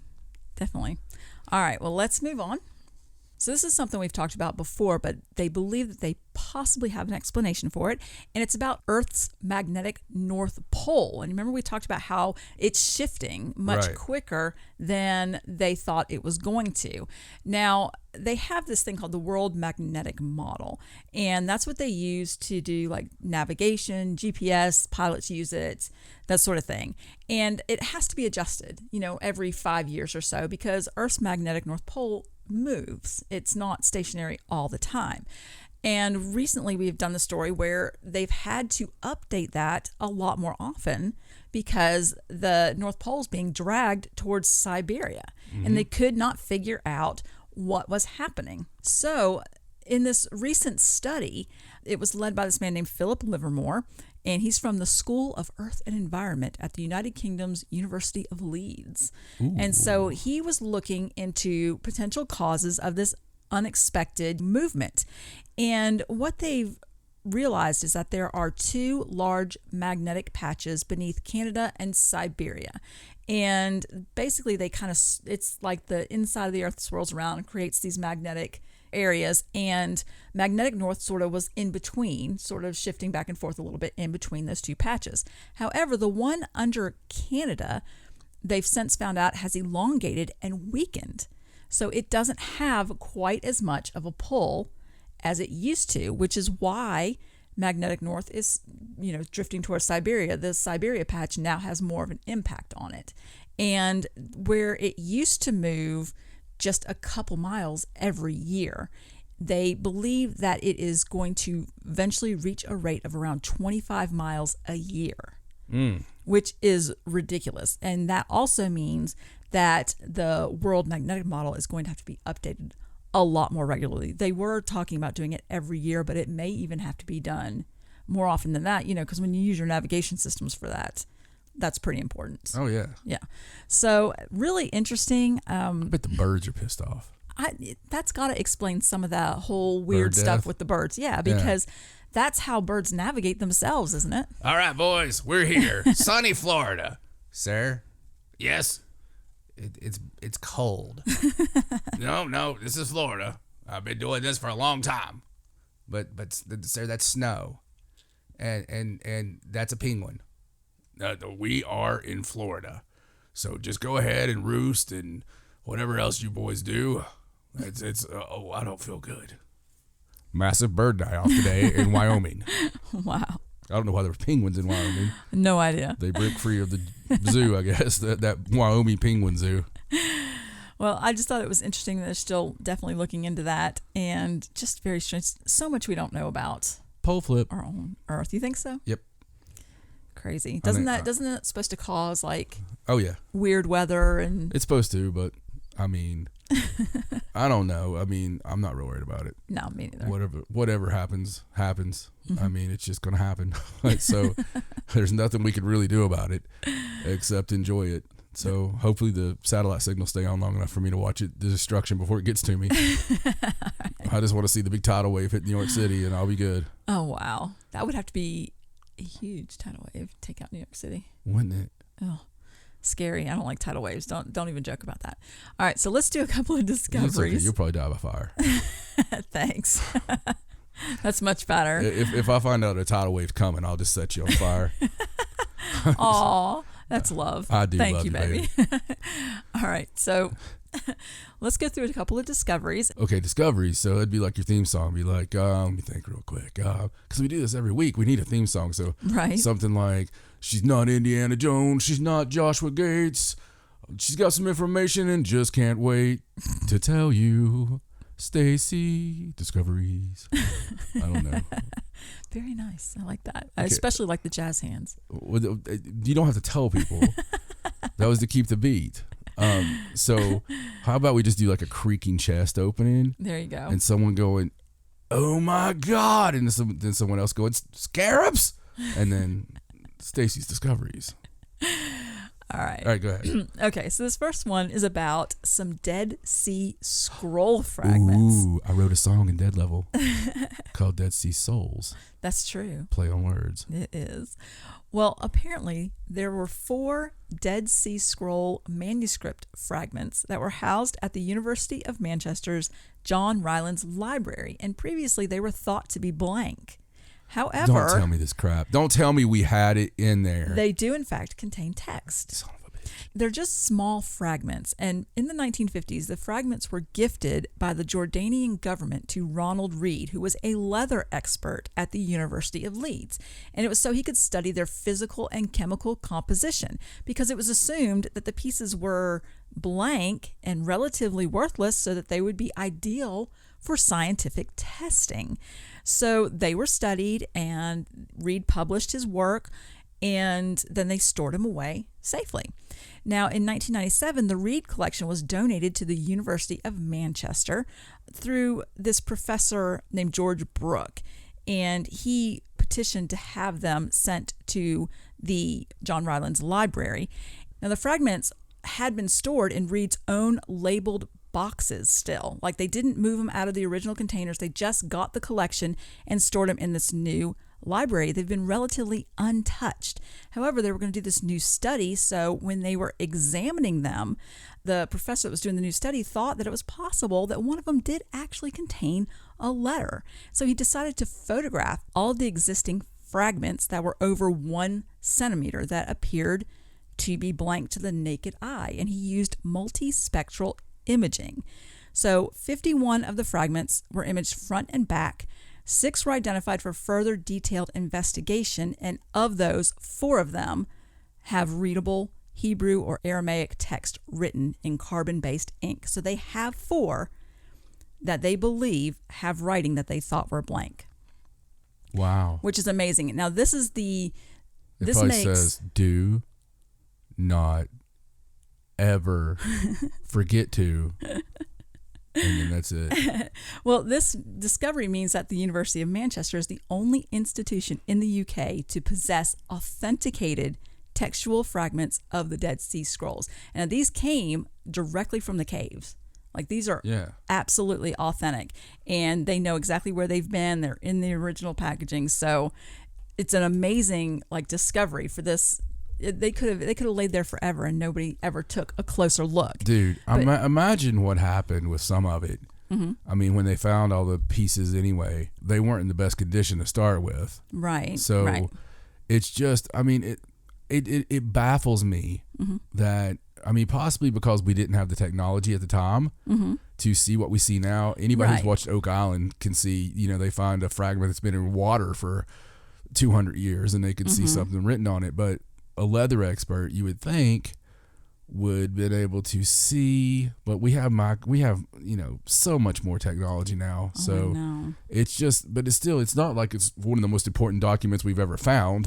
Right. I mean, this bothers me, It does, and it says in here that the most substantial fragment of the 4 actually has 4 lines of text on it with 15 or 16 letters. Wow. And they're only partially preserved, but they believe that the word Sabbath can be clearly read, and so they're sort of trying to place where that would be, and their first guess is the book of Ezekiel.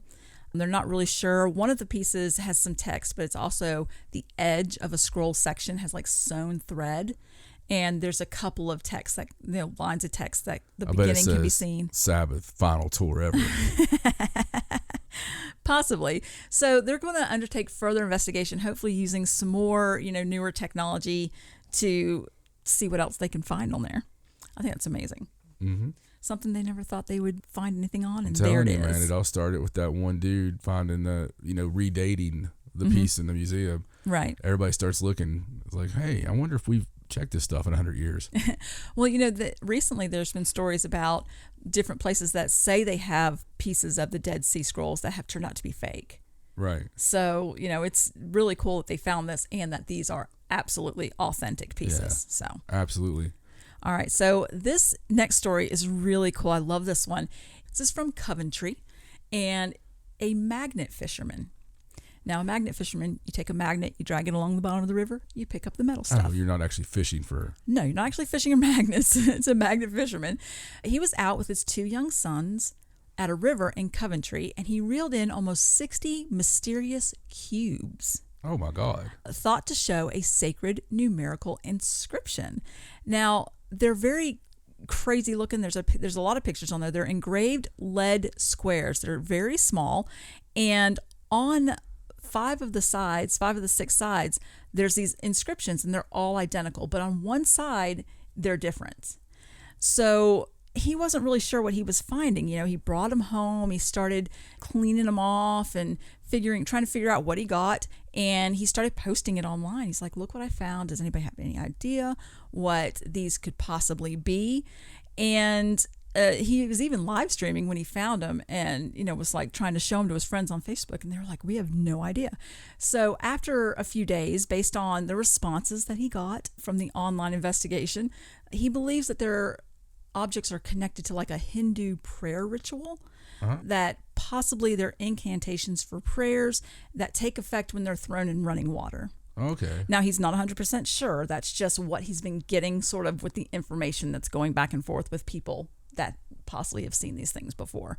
They're very crazy. I mean, he actually went out 2 or 3 times in the same area and ended up with about 60 of them. Wow. And he says the more he learns about them, the stranger it becomes, because no one can explain why there would be so many in one place. He said it feels incredibly unusual to have found so many in that one spot, and that the river is not like a fast-moving river. It's just calm, and there's not really any indication of why someone would pick that particular spot to throw those. Right.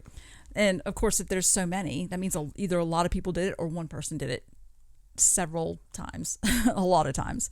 But very crazy. I mean, how old are they? He doesn't know because, he's not a scientist, and he doesn't want to turn them over. He doesn't want to decide what to do with them until he knows what they are. And the inscriptions on them, like it looks like a magic square. It's like a 9 square box, and it has all these strange little, just markings and letters and things in them.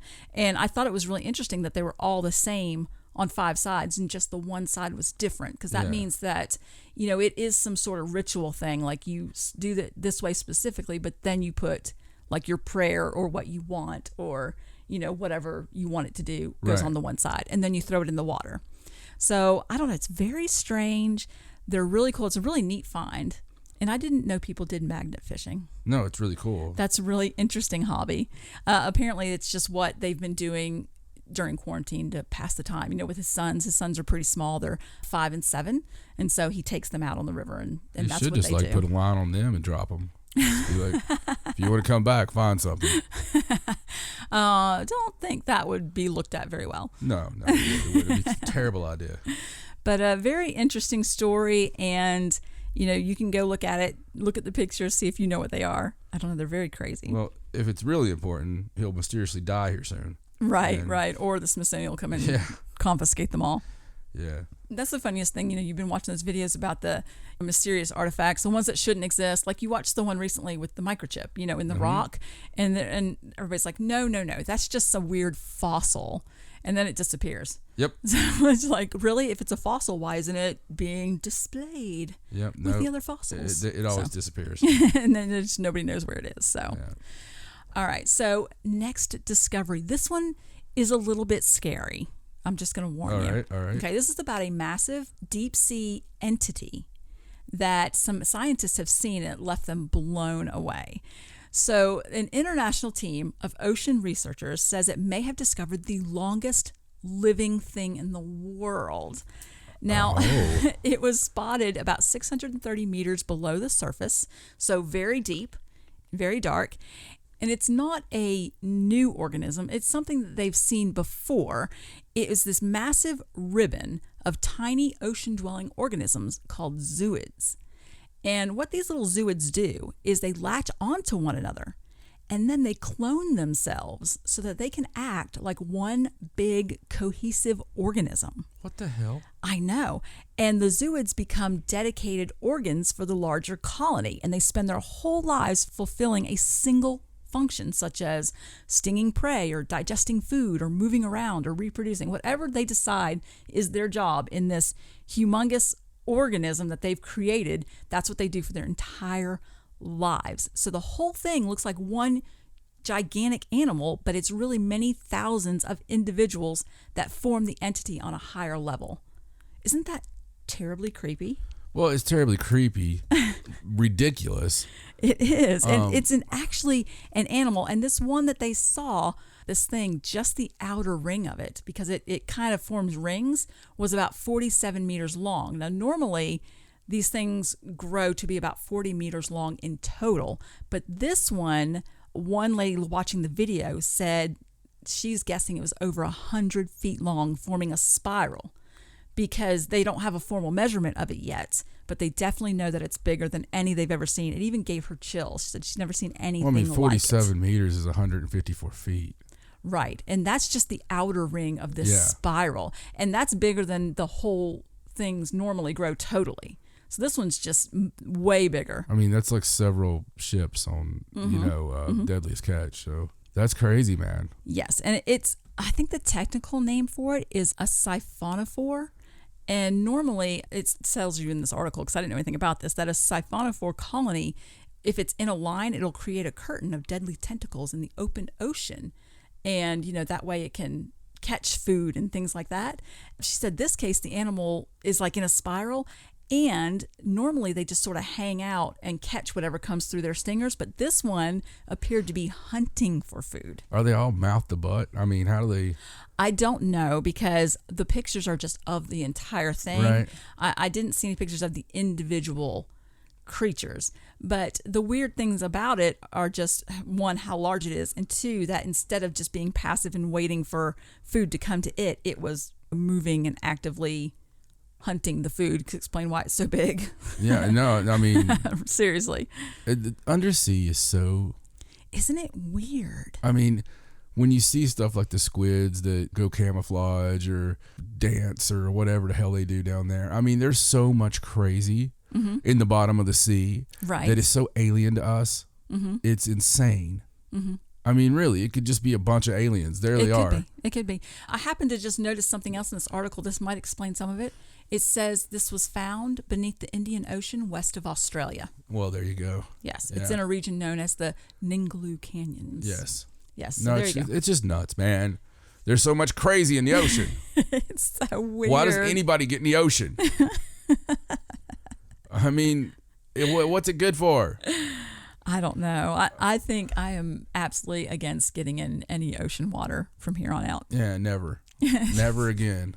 I won't go. If we ever go to like another country, I won't get in the rivers either, because I watched River Monsters once, and forget that. That's bad enough. When we lived at the ocean, you could see freaking sharks. I mean, they're just right there. Right. Now, if the water's clear and you can see it, that's different. I don't know, man. There's still stuff under the sand. It's just ready to get you. There's grime in the water. It's just, I'm done, man. It's as much as I like to sail on it and be a Northman and all that, doesn't mean I want out of the ship. You're like, I'll just stay here, guys. I'll watch the boat. Throw the occasional sacrifice in. All right, well, let's talk about a discovery that they made on Mars. Oh, cool. Going from under the ocean to space. Kind of the same thing. So this is a discovery that they've made from looking at images of Mars's surface. They know that it once had plenty of flowing water, but now they found the first evidence of a river that was there for more than 100,000 years. Wow. That's what they're saying. So this is a university in the Netherlands. This professor and his colleagues discovered a high rocky cliff in the northwestern rim of Mars's Hellas Basin. And it seems to have been formed gradually by the flow of an ancient river. Now, I know when you study rocks and things, you can see and you can tell where the water was and how long it had been there. So they were able to study these pictures. They said they were lucky because the cliff was exposed in the right way, and it allowed the team to analyze the underlying rock layers. And then they developed a 3D reconstruction of the area. And they're claiming that to form these 200-meter thick deposits that they were seeing, they had to have conditions that would have required an environment capable of maintaining significant volumes of liquid water. And they said that meant that the water would have flowed year-round, which suggests that Mars once had a water cycle driven by precipitation similar to Earth. So just by the study in the rocks, they can tell that water had to be there all the time, that they had to have this particular water cycle like we have, and that it was there for a long period of time. Until we left, yeah. Exactly. So it's an interesting step up from the, Mars had water. Yeah. A big interesting step up from 10 years ago when we started the show. Exactly. We don't think there's ever water on Mars. So very interesting. There's definitely no fish going ass to mouth. Making large creatures. No. I just thought it was crazy. Did you notice what I said in that other article that they clone themselves? Yeah. I mean, self-cloning? Come on. I mean, yeah. It's nuts, man. All right, so let's move on to this next story. You're going to like this one. This is an ancient Egyptian story. Oh, I love ancient Egypt. So this is some rare footage of an ancient Egyptian, quote, funeral home that's been released by National Geographic. Where do I look? So it's this never-before-seen video that shows a sprawling city of the dead beneath the sands of Saqqara, which is about 20 miles south of Cairo. Oh. So the archaeologist team, the leader, his name was Dr. Ramadan Hussein. That sounds like a fake name. He said that the tomb contains mummies of both rich and poor people, as well as evidence of the funeral packages and quality of goods on offer. Like it was a legitimate funeral home where people brought and they sold. Well, that's the burials. Really strange because let me tell you why. Mm-hmm. They never find any evidence of poor people. No, this is true. And it says the evidence that they uncovered shows that the embalmers had very good business sense. They reused chambers and resold sarcophagi to maximize the capacity of the complex. And it says that they actually discovered this funeral home, which is from 600 BC, back in 2018, and they've just been analyzing it for the past couple of years. And nothing like this has ever been found before. Dude, how bad would you like to investigate that paranormal? Oh, man, that would be great. So they are making a TV show about this. It says the burial complex will feature on a new 4-part series called Kingdom of the Mummies, where they're going to walk you through it. Available on Amazon. You wouldn't believe how many Egyptian documentaries are on there. Oh, I know. So it's a Nat Geo and a BBC Studios production, and they followed the team into the underground chambers as they opened 4 sealed 2,600-year-old sarcophagi, which is amazing. Now, the funeral complex, it had dedicated areas where they did organ removals, embalming, and burials would have taken place. And one of the most grisly discoveries is a mummy buried with 6 jars holding organs. Oh, wow. Now, let me explain why this is weird. Because it was a woman, and she was buried with 6 canopic jars. But the custom in Egypt is to have 4. Normally, it was the lungs, the stomach, the intestines, and the liver. You only ever had 4, and they would have different jars that was under the protection of 4 gods known as the 4 sons of Horus. It was ritual. 4, and this one had 6. Now, they don't know what's in the 2 extra jars, but they did do a CT scan on it, and the preliminary analysis indicates that they do contain human tissue, but they're not sure what exactly they've put in these last 2 jars or why this woman had this extra part done. Maybe she's a Time Lord. Perhaps. Well, they don't take the heart out, though. Oh, okay. So, I don't know. It's very strange. And I hope it's a penis of her ex-husband. I mean, honestly, my thinking was it could have been a special request. Yeah. Possibly. Maybe she was like, could you please do this as well? And then they did it for, I don't know. It is unusual, though. They've never seen that before.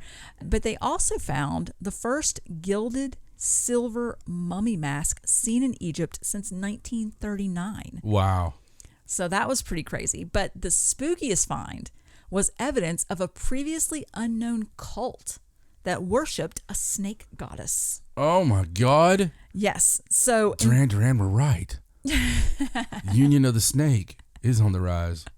it is, Yeah. literally. So inscriptions on 3 mummies found in the complex indicate that they were priests of Nuit Shays, is what it says on there. They don't know who this goddess is. They believe that she took the form of a snake and had a dedicated group of believers. Now, my God. some people believe that it's a serpent form of the goddess Mut. I think I'm saying that right, the one M-U-T. And We'll find out if a bunch of snakes show up. right. It's And moots. it was very crazy that they found these because it's not anything they've ever found before. So now they also do say that there was different, like we said, rich and poor, which you don't see very often, but there was different sections for them. Like, for example, those who couldn't afford the alabaster stone organ jars may have been offered like painted clay jars. Like they had a variety, you know what I'm saying, for whatever your wealth level was. Yeah. So a legitimate business, a typical funeral home, very business savvy, according to what they found. Very I interesting. would still take the clay jars.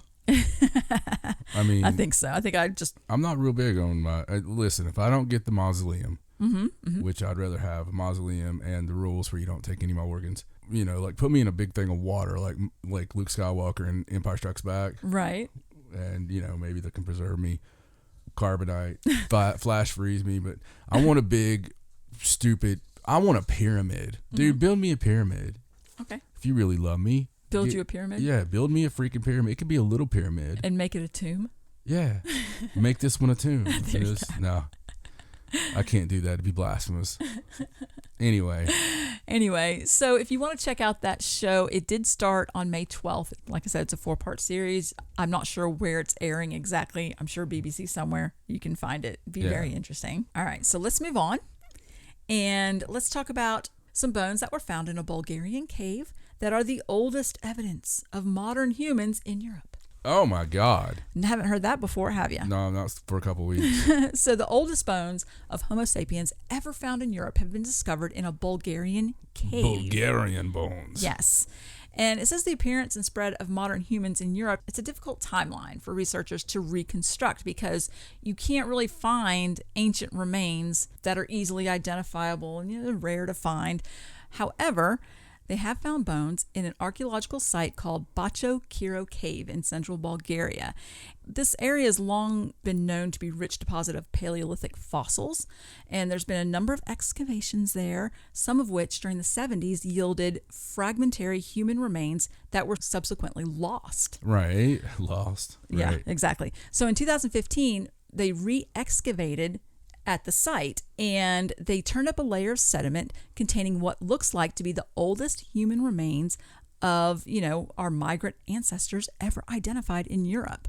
So using a combination of methods, it's like radiocarbon dating and sequencing of the DNA that they found I think they found like a tooth that suggests that these ancient humans likely occupied the cave from about 45,820 to 43,650 years ago. I mean, that is a long time. It really is. Yes. So in addition to the human remains, they also uncovered a huge range of like stone tools, bone artifacts from like 23 different animal species, including shaped pieces such as like pendants made from the teeth of cave bears and different things like that. I mean, they occupied that bleeding cave Mm-hmm. as long as it's been since the Bible was written. Mm-hmm. Yeah, it's ridiculous. But it was that long ago. Yeah, and they said to their knowledge, those bones represent the oldest European Upper Paleolithic hominins ever recovered. Dude, that's just nuts. Yes. I mean, And, it's so crazy. Eventually those aren't going to be the oldest, though, are they? No. They're going to find something else. It's going to be, this is the oldest we've ever Listen, found. sister, they're not the oldest right now. they've got some. I mean, God only knows what they got. I know. And it just keeps popping out. I know. It's crazy. All right, so one more discovery, and this one's really interesting. It's from Iran, and it's about an ancient area with 10,000 stone carvings that has been discovered in Iran that they didn't know about before. How did they miss that? I'm not sure. This is a new ancient Guy's region. been counting it since like 78. He's like 9,172. Ishbar, you ready? God. I'll save my. No, I got to start over. Thank you, Akbar. I'll start over now. I mean, you know. Yeah, it's just taking them a long time. So it's a new ancient region with about 10,000 historical stone carvings, and it's been discovered, and I'm apologizing for this ahead of time, in the Iranian city of Meshkinshar. I don't think we have many Iranians listen. No, probably not. So they announced the discovery on the Meshkinshar Cultural Heritage Tourism and Handicrafts website. Wow. And they're saying that That thing crashes all the time from from visits. overuse, yeah. 15 areas with stone carvings have been identified so far. And they're said as a treasure trove of art belonging to thousands of years ago. And it's an example of the oldest human habitat that they have in the area. And the petroglyphs indicate the period when humans turned to the first tools of hunting and taming animals, and then, agriculture and planting. So it's like just stories upon stories with these drawings that they didn't know were there. I don't think that they've dated them specifically, but they do say that this region, there was life in this region roughly about 8,000 years ago. So there's no telling how old these particular stone carvings are until they can get in there and really study them. Mm-hmm. So very interesting. I think it's funny that, clearly there's a lot of areas. It just must not be an area that they look at that often. Yeah, no, it's really crazy that they would miss that. They could discover something like that now. I mean, there's all kinds of stuff right under your feet, like we talk about all the time. So who knows? Exactly. All right, so let's move on away from discoveries now. Let's. Okay. So do you remember the story that we talked about from Indonesia about the people that were breaking quarantine, and the way they came up with the punishment was to put them in the haunted house? Oh, no, I remember the people dressed up like ghosts. People's dressed up. Yes, that was one. This is the one where they made the two people stay in the haunted house. Yeah, I remember. So there was another story that came out that said that the people that were quarantined in that house begged to be released due to nightmares. I think they did actually let them out after a week. And those people went home and absolutely stayed in their houses. Wow. After that. Now, they claim that they didn't actually see any ghosts, but that they were having, I think at least one of them was having some really bad nightmares. I don't know if it was just the thought of being in a haunted location that was messing with them, or if they were just extremely bored, or what the deal was. But after 1 week, that was it. They had enough. They're like, please let us out. That's wild. Isn't really. that crazy? I mean, it sounds like something paranormal was happening. I would think so too. Maybe they just didn't want to admit it. But apparently, the threat of quarantine in a haunted house has worked wonders in convincing people to self-isolate when they're supposed to. I hope they start doing that here. People would break quarantine on purpose That's to what get I'm in a haunted saying, house. man. You'd be like, "Ooh, I want a haunted house." We're gonna leave you in Waverly Hills for a week. I'm outside right now, actually. We're actually naked and doing it in the park in front of the pigeons, and they're too close. All right, let's move on to this next story. This is a little bit of a mystery, and this is about a Georgia doctor who was found dead in a ditch, and they're saying that she was allegedly killed by a pack of dogs. They don't really know. Now, do you remember last year we did this story from North Carolina about this woman? I remember exactly. That's what I was thinking of. Right, and she was killed by an animal, and they said it was probably a dog. But they weren't sure. They weren't sure, and they did the DNA test or whatever. So this story, to me, it was just, they seem to have kind of wrapped it up, but to me, it just seemed a little strange. So this doctor, her name was Dr. Nancy Shaw. She was about 62. And in the early morning hours, this police car was driving down the road and happened to see a car pulled over on the wrong side of the road with the door open. And this was like 3 a.m. Okay, so it was a really odd sight. So the police stopped his car, got out to check the car that was pulled off on the wrong side of the road. And he happened to find the body of Dr. Shaw in the ditch nearby. And it appeared that she had been attacked by animals, a pack of dogs is what they're saying.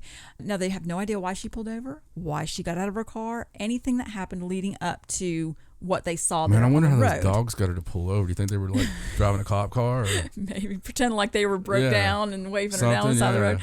So they recognized her because she was a doctor that took care of some of the police officers. So, she had gone by the police station a lot to check on her patients. And, she was really well known in the community. So they were all really sad about it. Now, here's the part that I thought was really strange. They don't know. They're just saying that it was allegedly a pack of dogs. But in this article, it says that the police identified and seized the dogs that allegedly were involved, and that no charges have been brought against the dog's owner. Now, I did see another article that said that they're claiming that it's possibly a pack of wild dogs and they're still looking for them. So it's a lot of weird, different information. I can see it right now. Mm-hmm. The real culprits. I could see somebody reading the computer right now and going, "Hey, Whiskers, come here. What is it, Fuzzy? We've done it. We've done it. We blamed those damn dogs. They believe it was them or a pack of wild dogs." Well, that doesn't seem very tight, does it? It might come back to, "They'll never think it's cats, man. They'll never think it's us." Now we just need it. We've done it in North Carolina. We've done it in Georgia. Now we just need to take it all throughout the South. Cats, arise. Meow. Oh, wow. Sorry. Well, they have done the autopsy. The autopsy does say that she was killed by some type of animal attack, but that's all they really know for sure. And everything else is still a mystery. And this happened So you think it's a werewolf or a dog man? In Lyons, Georgia. You think it's a lion? No, that's where it happened, in Lyons, Georgia. Kind of ironic. No, I have no idea what it is. Possibly some kind of weird creature. But Found the it's story. just, It's like, it might be a good time to let y'all know where we got our name for the town. Seems to be 100 years ago, we had a circus come through and, well, they lost some lions. We thought the bastards were staying pretty hidden in the brush, and every now and then something happens, and, well, this was one of those somethings. So we could tell the world it was a pack of dogs, and it'll go away. Or we can let them know about the lion. it's possible. All right, I'll stop. Well, it's really mysterious. It's a tragedy that happened, but it's just so mysterious that you have these attacks and, they didn't say anything about DNA testing this time, which I thought was also strange. But, how can you have this animal attack and just not know You know what what's happened? even stranger about Georgia? What's that? I don't remember how long ago it was, but there was a doctor at the CDC headquarters that worked with rare viruses and deadly diseases and stuff. Right. That went totally missing, and then I think they did find him dead. Oh, I remember that you story. remember that? Yes. Yeah, he was in the river or something, and he left everything behind, even his dog that he loved so much, and he wasn't sad or depressed. Right. Perfectly he just happy. Left work one day and then went missing the next day, and then a couple weeks later, dead. Now, it might have been a year. It might have been 2 years. It was a while ago. But look at the pandemic. That's true. Just saying. I mean, that Never really thought of that. that did not pop in my head until you were talking about weird things in Georgia. Right. And I was just like, wow, did we ever get an update on that? No, I don't think. I mean, they sort of just, Well, with the closed powers book of our show and the internet, it'll be no time to you guys. But hey, Stacey, was there an update on that story? No, there hasn't really been an update in what happened, but there has been some more information that's pretty interesting that came out about him personally, about his work. He was an epidemiologist for the CDC, and it said that his research focused basically on health disparities related to race, socioeconomic status, gender, geography, things like that. His work had been published, and he was a team leader in the epidemiology and surveillance branch of the CDC's Division of Population Health. And right before he went missing, he had resigned from a special CDC team that was tasked with deploying to areas in need. I guess he didn't feel like he wanted to be deployed anywhere. I was afraid. I mean, last time he talked to his sister, she said he sounded paranoid. They're saying he was, they put all these reasons that he was sad. The same stuff that always is. His sexuality, his job, this and that. Let's give him a little respect there. What was his name? His name was Timothy Cunningham. He was very well educated, motivated. He felt like it was his purpose to change lives. They've basically just taken his personal life and trashed it now. And that happens. I mean, so he suicide by drowning. Yeah, they claim that it's suicide by drowning. But they found clothes of his in trash bins. I mean, yeah, and like his parents drove up to his house after they couldn't get him to answer the phone. He had left everything behind. His dog, his beloved dog, like he loved his dog, left him at the house, left all of his keys, his wallet, everything. No letter. And no letter, no suicide note. And he was a really good swimmer. Yeah. So it's just, and they really couldn't explain how he got in the river. They pulled him out of the Chattahoochee River. It was like 7 weeks. They couldn't explain why it was so long, how he got in the river. They just know that he drowned. That was what the autopsy revealed. Yeah, it's very fishy. It's very fishy with what he could have found out. And in light of everything that's happening now, this was like 2 years ago. Yeah, so. But it takes a while to set stuff up. It does. Not that anything was set up. No, and not that he had anything to do with any of it. No. But, it's odd. We'll just say it's odd. How's that? It is odd. It's odd to come to mind. All right, well, I have a few more stories. Okay. Just for the end of the show here. And I want to mention this thing that we did because I have a story about a live cam that you can look at a haunted museum. Oh, cool. But I wanted to mention that we watched a really awesome live stream from our favorite place, the Conjuring House. Yes, with our friends Corey and Jen Heinzen. Yes, they did a week-long online paranormal convention live streaming investigation of the Conjuring House, and they basically just shared their lives with us for a week. And we paid to support whether we were going to watch it or not because everybody needs it right now. Yes. And we did get to watch a few nights. It was really fascinating. We know where a lot of the activity is, so we tried to watch those general areas. It was really creepy. Yeah, they actually caught a lot of good activity, and be sure to look for this stuff, folks, because the world's changed, and regardless of your opinion on it, unfortunately, it's going to be changed for a long time. I know in pro wrestling, which is so near and dear to me, I don't have a show now. I mean, the next one has been rescheduled to August. Right. If that happens.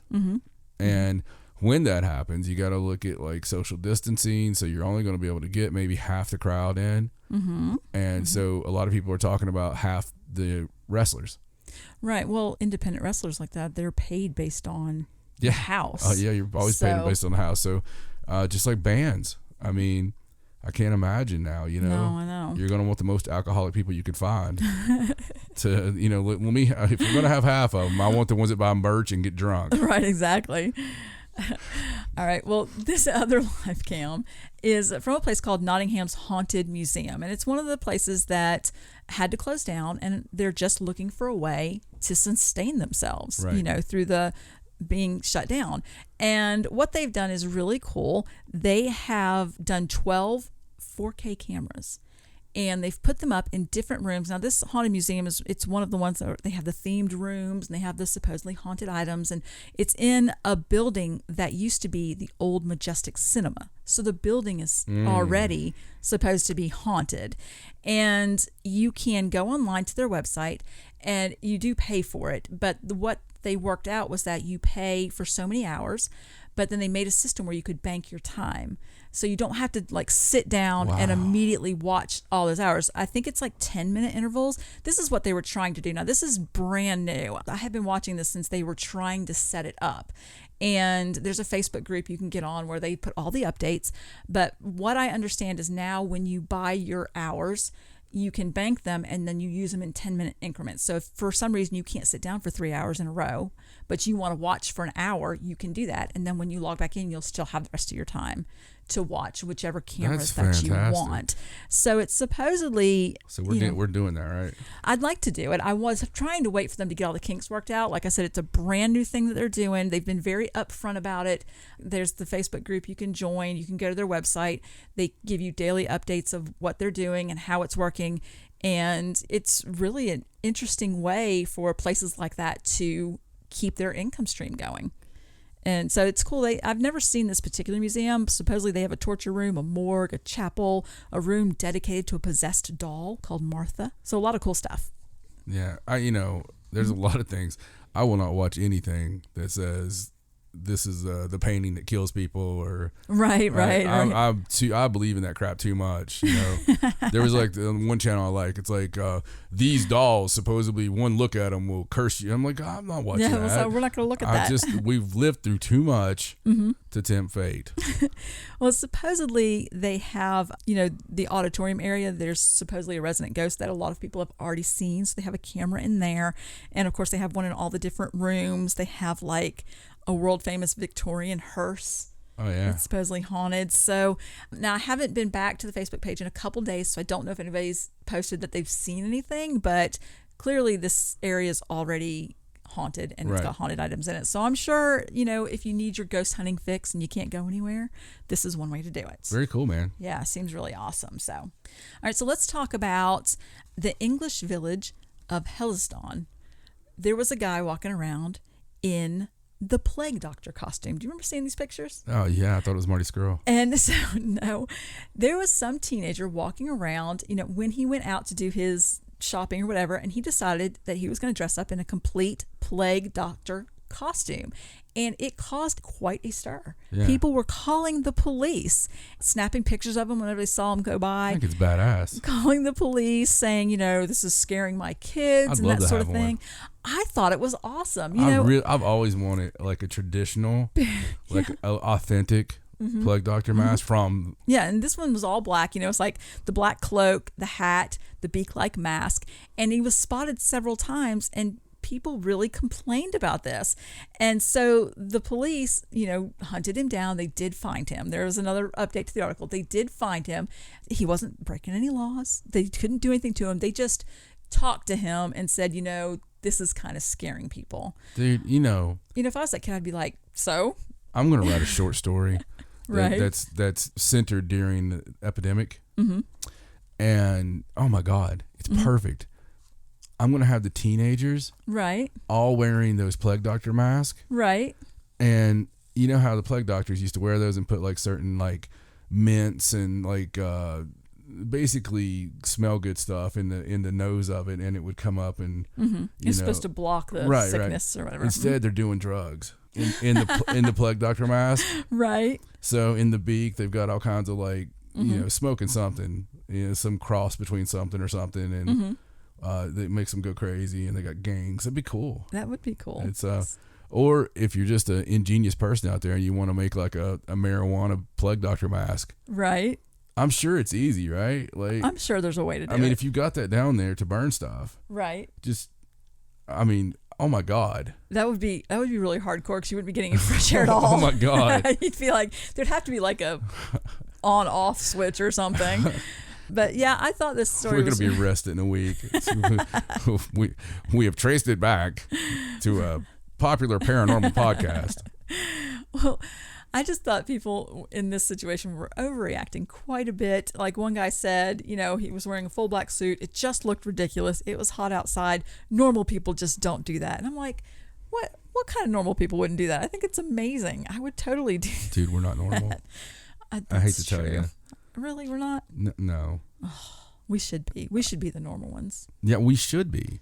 And so should everybody listening right now, but we're totally not. Well, technically, the police couldn't do anything to him. They offered him what they say were words of advice, but I say do it.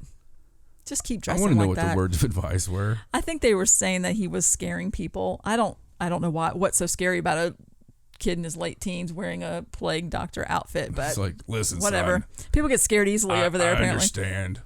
I was a teenager once, but look, you just can't wear that stuff on the outside. I would love to be able to dress like that. Well, hold on a second. Why are you undoing your pants? Well, I just want to show you something. Now, if I wore this thong, where people could see it, it might be a problem. But I still want to wear it because it's silky and it just feels right. I think that's a little different. Oh. Well, that was the first conversation a cop ever had with me. Wow. That is quite the story. I got out of a ticket the other day. Did you? You get pulled over the other day? Yeah. How'd you get out of the ticket? Because I'm cool. Did you cough on him or something? No, I was just me. I was very... How fast were you going? I was speeding. Oh, I'm aware. I'm just curious how fast you were. Fast enough that it's pretty amazing I got out of a ticket. Wow. Did you offer him a discount? No. He knew me. Oh, okay. From that business. Right. And it just so happened that I thought it was still 65.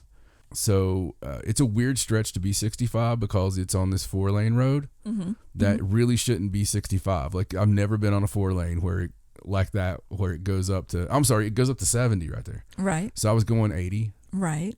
And he pulled me over and it was actually 55. Oh, whoops. And did you say, oh, I'm sorry, I thought it was 70? Well, I did. Oh, I didn't lie. Right. I explained. And I was like, it's weird because my GPS never shows that it goes up or down right there. And I was like explaining all that stuff. But yeah, because it shows you what the speed limit is in that area. But I was laughing anyway. And I was like, not that I wouldn't be going 80 anyway. And I was really just being nice, like just genuine, no BS. And he's like, he's like, well, just slow the hell down, man. And you weren't acting like he was trying to attack you. No, man, I was in the wrong. And I was just being cool. Well, I'm glad you didn't get that ticket. Me too. Ouch. Me too. I was on the phone with Raja when I got pulled over. Oh, no. She didn't say anything about I can't believe she didn't tell you. Like, I can't believe I forgot to tell you. But I also can't believe she forgot to mention it to you. Right. I was like, oh, crap. I just got pulled over. I got to go.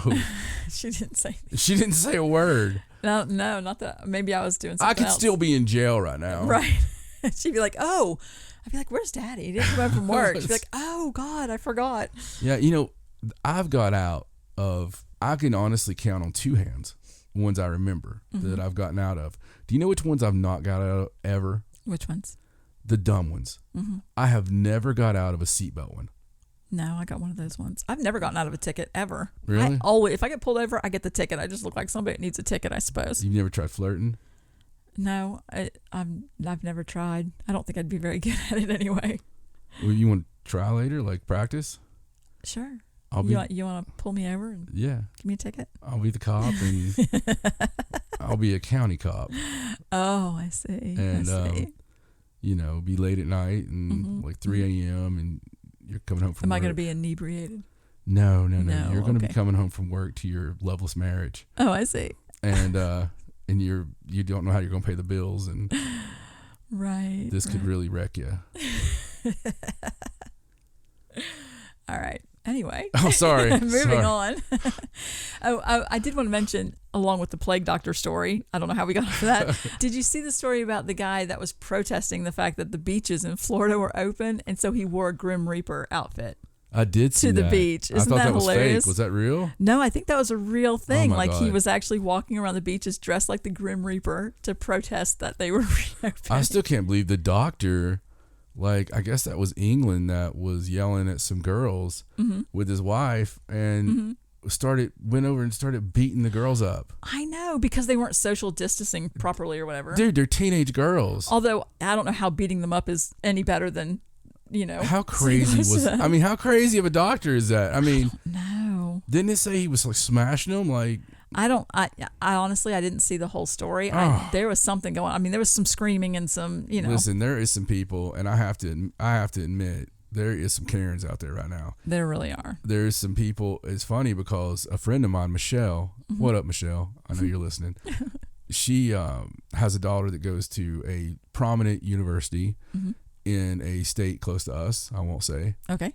But she had to wear her mask flying back up there, just not because she wears a mask normally, because she really doesn't. And she's just, that's their prerogative. They don't feel like they're, but just to keep from the fighting, from people attacking her. Right. And somebody on the plane was attacking people for every little thing they were doing wrong, like snitching, and there was almost a fight right beside her. And apparently it's really, really dangerous. And from the travel and stuff, and they're having to. That's crazy. Yeah, they're having to make sure that they're doing this or doing that, or people are getting attacked. And I think that's probably the next evolution of this. Right. Is the people who believe everything they see on TV, one way or the other. Right. I fall somewhere in the middle. I don't care to say that. I take precautions because of what if. And I fall more on the side of I don't think it's nearly as bad as they said. Right. I believe they need to update their calculations because one thing I was watching, like all the new information's come out, right, saying this is nowhere near as bad or whatever, but they're not updating their rules.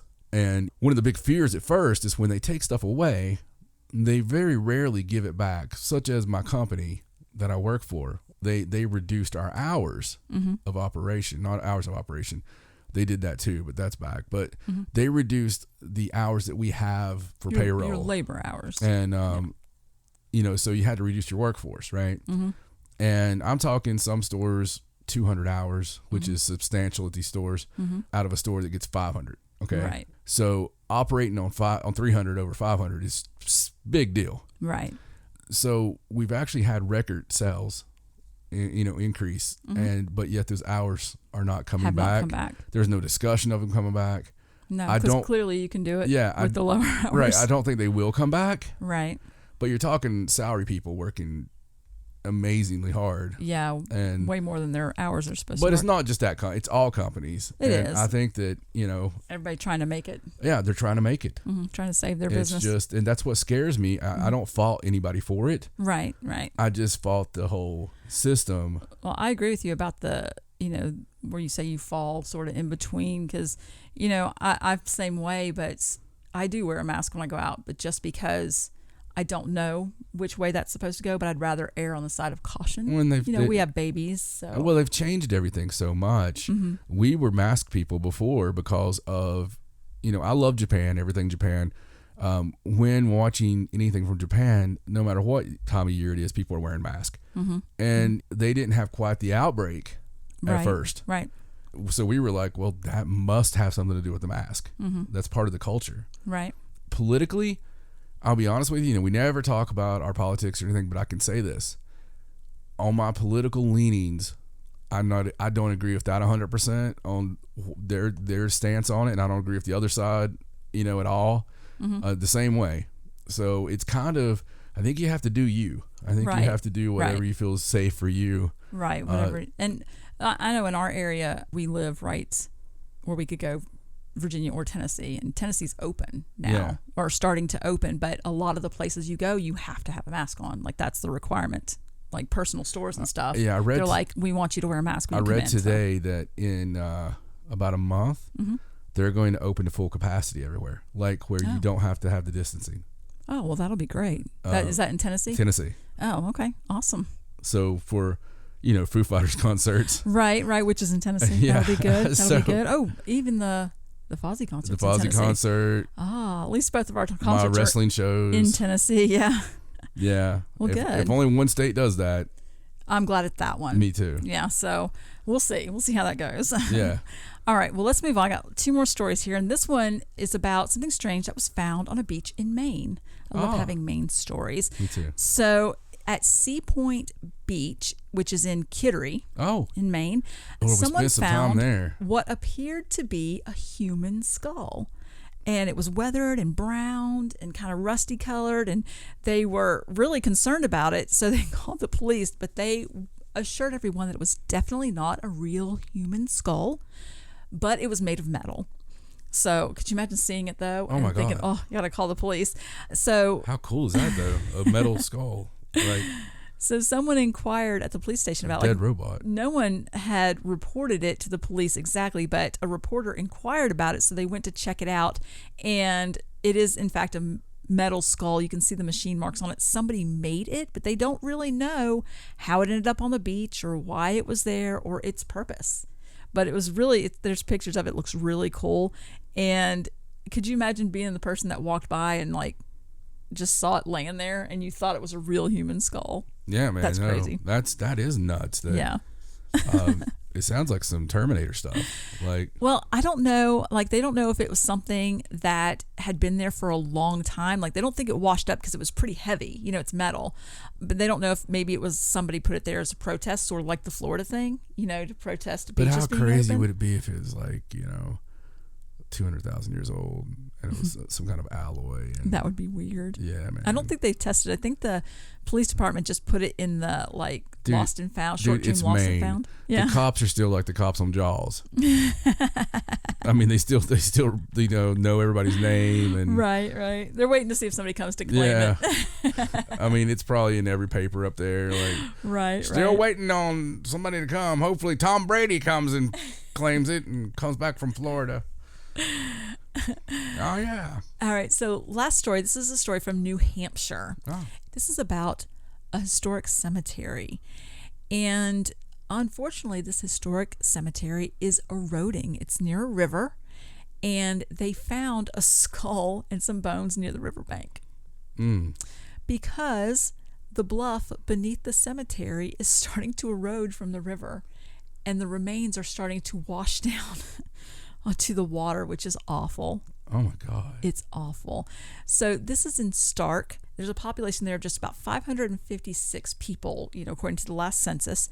And if it's New Hampshire, that means it's 450 now. It sits in the Great North Woods, and it's best known for its World War II era prisoner of war camp, which housed captured German soldiers at the time. That's what the town's website says. That's their claim to fame. Wow. That's pretty amazing. So it has this historic Blake Cemetery. It was established in 1802, and it was active until the early 1900s. But it's at risk of being washed away due to the erosion from the upper Ammonoosuc River. The graveyard is actually the final resting place of 3 veterans of the Revolutionary War. Wow. And their graves are just a few yards from the edge of the bluff.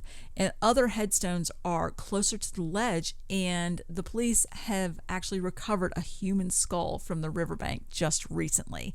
And the town is known that this has sort of been a problem that was upcoming, but they haven't really had a chance to do anything with it. And so when they went to check it out and take a closer look, they said they were truly shocked to see the condition that the place was in. They didn't realize how bad it was. And so the town has kind of stepped up, even though they were already looking for ways sort of to solve the problem. It was kind of on the back burner, that they've really stepped it up now, and they're trying to absolutely find some way to keep this historic cemetery, leaving the graves in place by not having to move them all to safer ground. They're just trying to find a reason to keep it up there. Wow. It's just insane. They are going to send a dive team out to the river just in case, to search for additional human remains, just in case anything slipped that they didn't know about, because that would be terrible. You don't want to be desecrating graves like that. I'm hoping that they can find a way to save it, to save that particular area, because they really don't want to have to dig everybody up and move them. So, wow. Very strange. I couldn't imagine just taking a nice walk by the river and then all of a sudden people. Yeah. That's I would like to film it though, like for crazy. just use for B-roll. Right. Just the graves sliding down the bank during a nice New Hampshire thunderstorm or something. And oh wow, I bet a really good storm would really put a damper on that. Like, it would wash it even quicker. That'd be some great B-roll. Oh, just saying. I can't believe you think that's all the news. Did you not get the one about the restaurant they're opening on the moon? I have not seen that story. Yeah, they say it's going to have great food but no atmosphere. Oh, that was terrible. I walked right into that. Yeah. Oh. Well, that's the news. Shame on me. Thank you, baby. That was good stuff. Oh, you're welcome. Some really good stories. And you know what? Like we were saying at the first of the show many moons ago, with the new levels that we have on Patreon, we've got a lot of ideas, a lot of things we're cooking up. We want to do a lot of patron exclusive things with videos and how you doings and how you doing. Some good stuff, extra shows basically, and a lot of that with the videos that we're going to be starting daily. So a lot of this is based on interest. The more interest, the more we're going to do, just because we enjoy bringing the show to you. Right. And just really invite you to go look at the Patreon, see what's new, see what's changing, all that good stuff, and see the new levels, see what you think. And, we invite everybody to join and tell a friend. If you don't like it, tell an enemy, as I always say. But also, you can go to ParanormalSideshow.com and find out information on everything that we do. But the really good news is that we will have another episode within the week. So, sorry for the delay. But again, every now and then things happen. And this time some things happened. So this week, some point within a week, you're going to have another episode drop. We'll be back on schedule. And thank you for everybody that reached out. I really do appreciate it. Hopefully I got back with you and, I know it's time when I start getting the messages, and we got about 4 in the same day. So anyway, we love all you guys. Have a wonderful week, and we'll see you on the flip side. So long from the Sideshow. Good night.